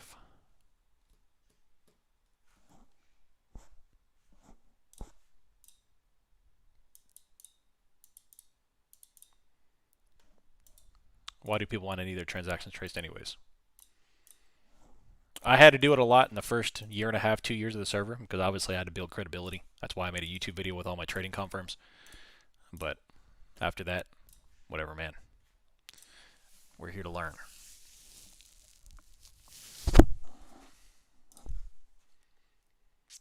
Got to put on Tesla and plan right now. Nice.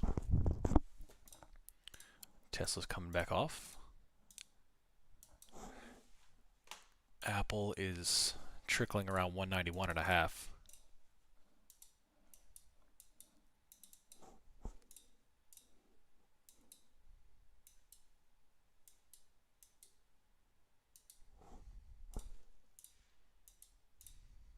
Oh, I see what you mean, yeah.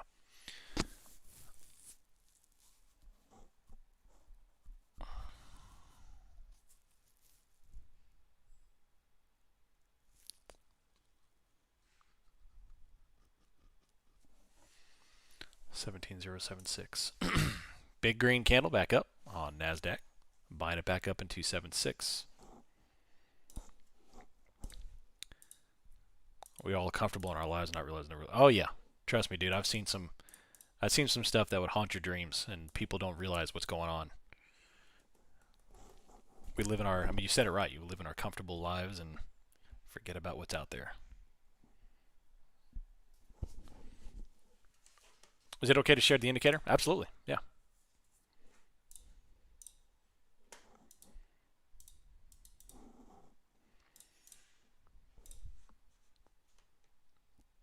Have I ever considered anchored VWAP? For some reason, I read that as alcoholic VWAP. I typically don't trade off anchored VWAP. I typically don't trade off VWAP in general, but when I do, it's just a basic VWAP.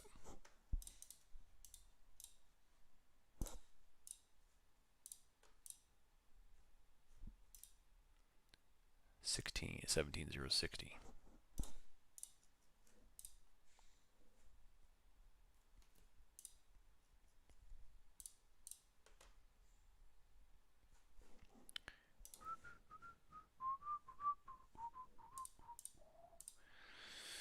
Nice little move lower. Lightest volume candle of the day, 17,068. They still have the 6-1 here. The Russell is getting smoked right now. So the Russell, the NASDAQ, the ES, the CL, all red. Coming back off right here.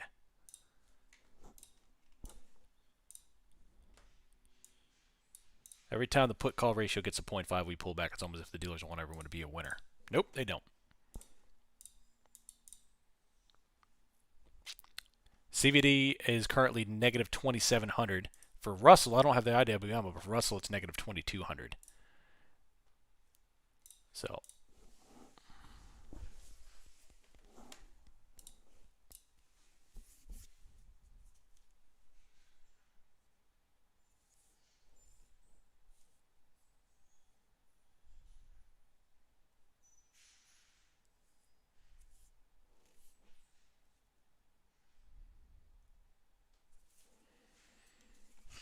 no, I think he was asking what the I think he was asking what the volume of what the number of CVD was. Can you explain your chart setup? Yeah, right here is just a basic SPY chart. On the left, you've got Bookmap, which is a live liquidity tracker. This tracks the live liquidity in the markets. So basically, a live representation, a visual representation of level 2 is the way I like to explain it. Open liquidity at certain levels.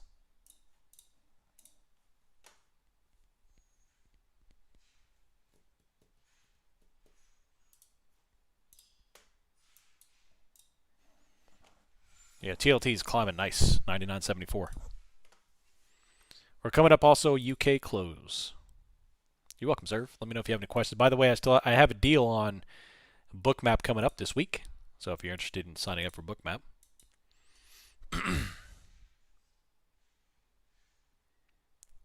After 2020, I don't have the huevos to buy again in this market. Yeah, I haven't added any long-term shares in 2023 either, so don't sweat it. Even though this has been the strongest rally, I mean, this rally since October beat anything we saw in 2020. So, I feel you. It hurt to watch, but I still did well in day trading and stuff. Ain't no thing but a chicken wing.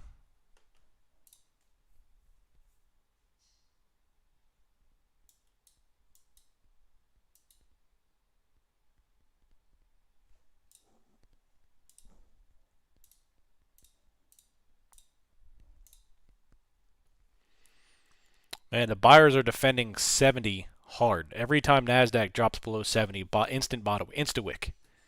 Call of Duty Zombies, insta kill. Same thing, insta wick. Every time it taps 70, insta wick. So it's holding nicely at 70. If that gives out, then we'll start to see this lower liquidity grab down to 60. But yeah, where do you see the 70? Right here on Nasdaq. There's no liquidity at 70, but on the charts, every time we touch Nasdaq 70, 17,070, you see a bottom wick. So it's holding nicely, and that's really the level to look at. Let the market tell you where the demand is. Overall, all we're discussing here is pretty tight chop. So there's nothing really actionable here. Nothing I'm really trying to get in. It's this nasty chop.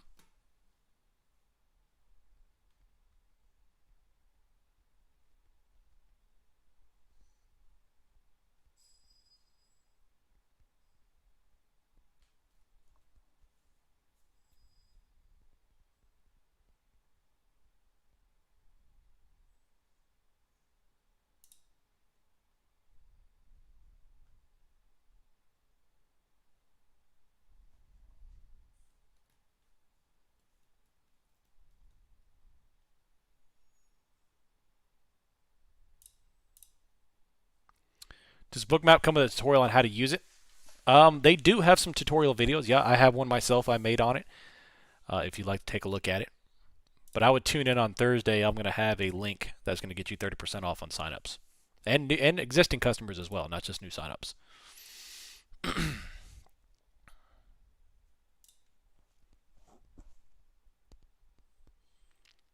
Yep. Yeah, that 17070 right there.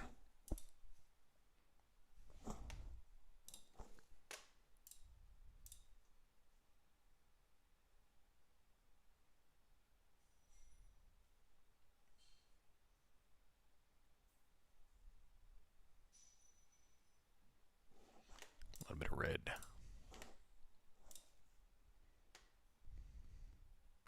So here's another dip into 70. Let's see what happens. Once they absorb 70, because that's right now the market is telling you 70's demand, 70's demand.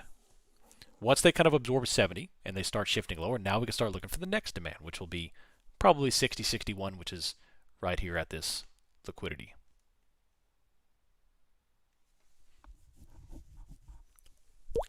But another bottom wick. A lot of indicators are complex logic and trading view, and others not to handle the code well. One thing about teaser can handle some huge codes and algos. Nice.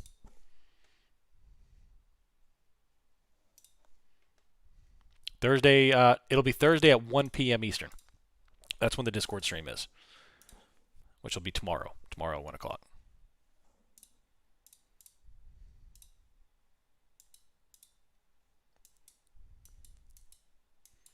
This is what the Italians call garbage.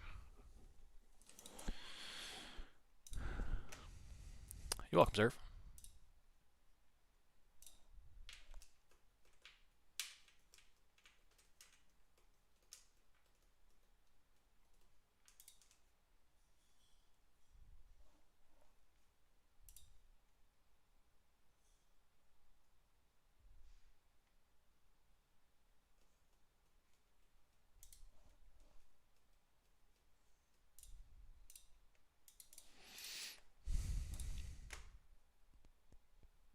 Another bounce into 70.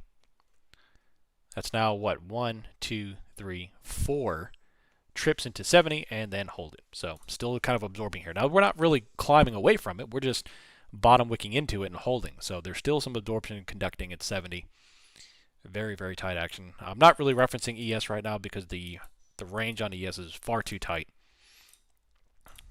If you're scalping, there's a little bit more ability in NASDAQ here.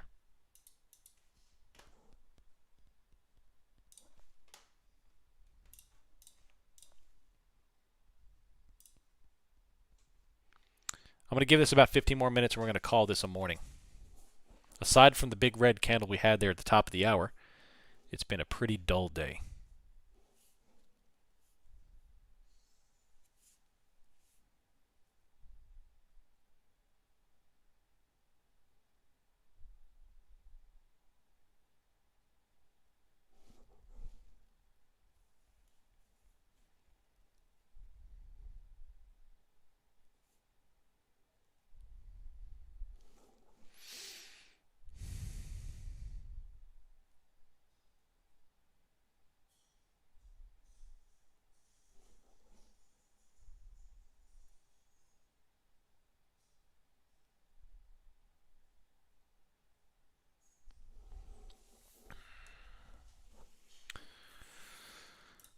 Oh man, full port calls and sign off. Yeah.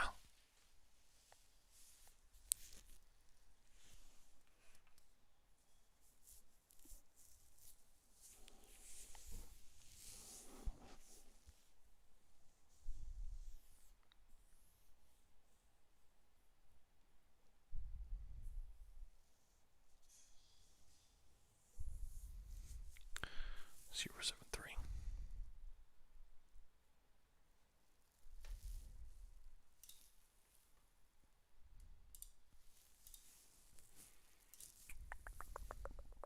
Man, we've got Doji right here at 73. Terrible.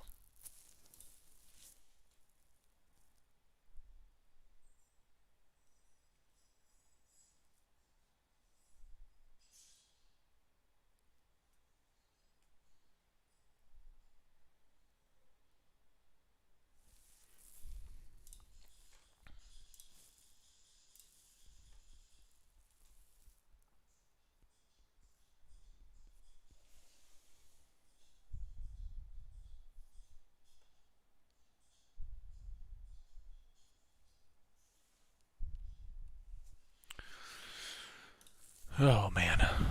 Well, any final questions here? I'm going to wrap this up. Disgusting price action.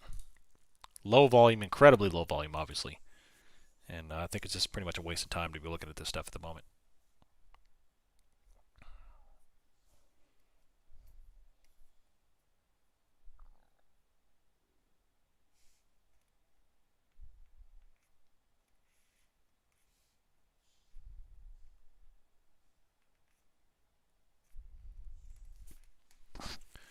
I've taken a break away from trading, saving money to open a futures account. I feel like my own worst enemy because of my emotions. My plan is just going to start off buying one MES contract, setting a bracket order, and walking away. I think that's beautiful.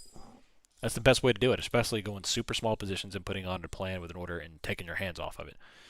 Take the humanity out of trading, and you'll do a lot better.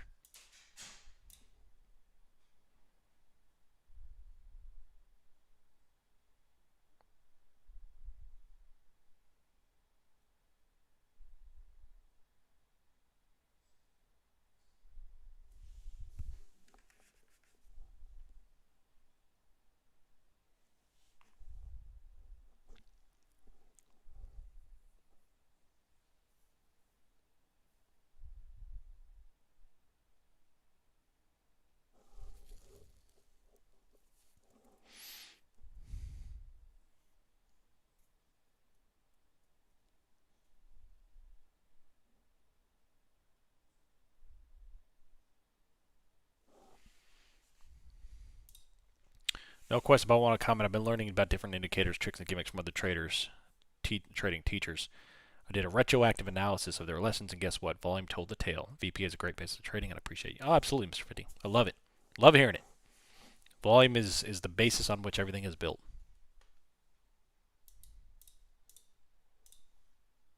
Appreciate the support. I appreciate that, sir. Yeah.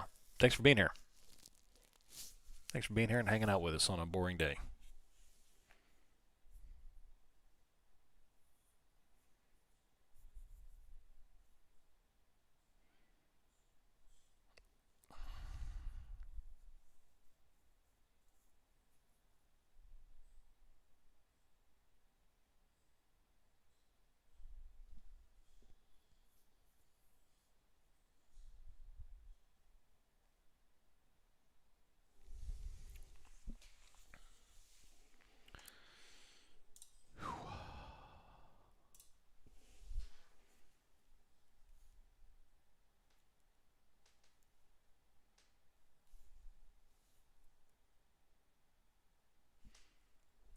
Seven five.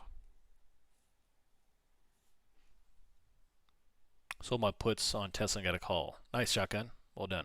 Can you tell me where the next liquidity is? On Bookmap, here we have 17040 for NASDAQ. There's nothing really above. They took off the 125.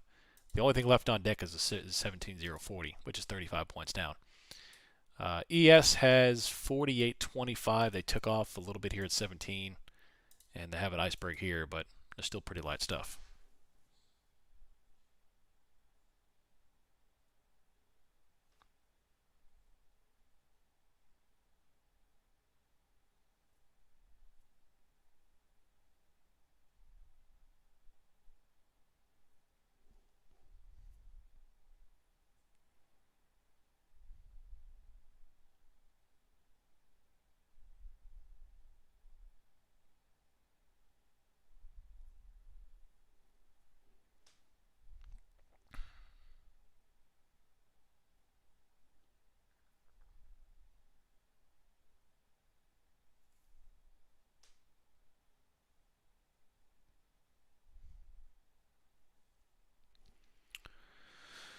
Oh, man.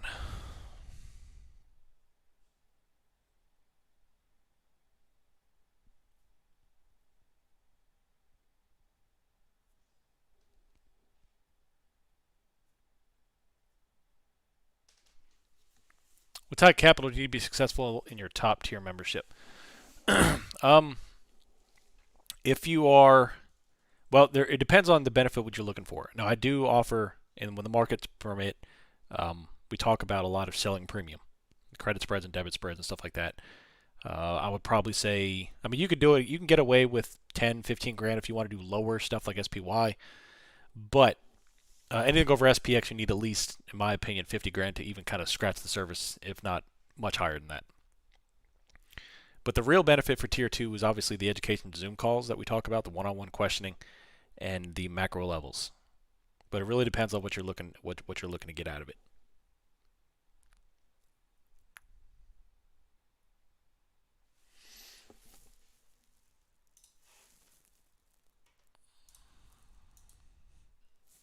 Would you look at any call credit spreads? Right now, the premium is not worth it. Yeah.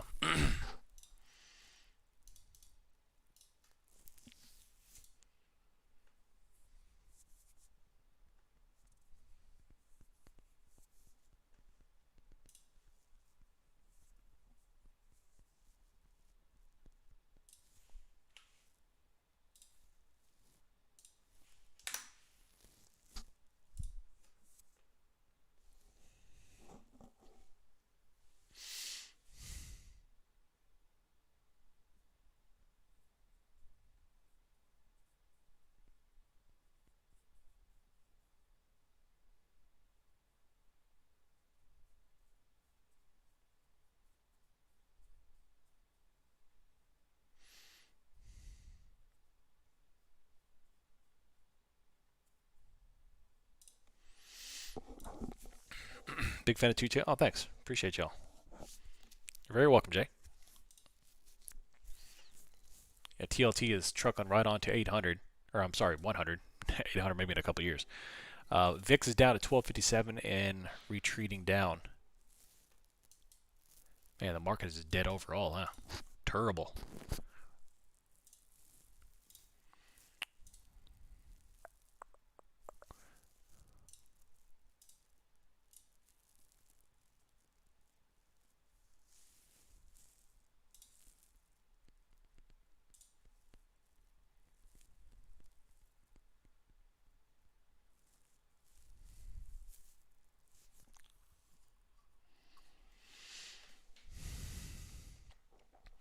All right, y'all. I'm calling this a day.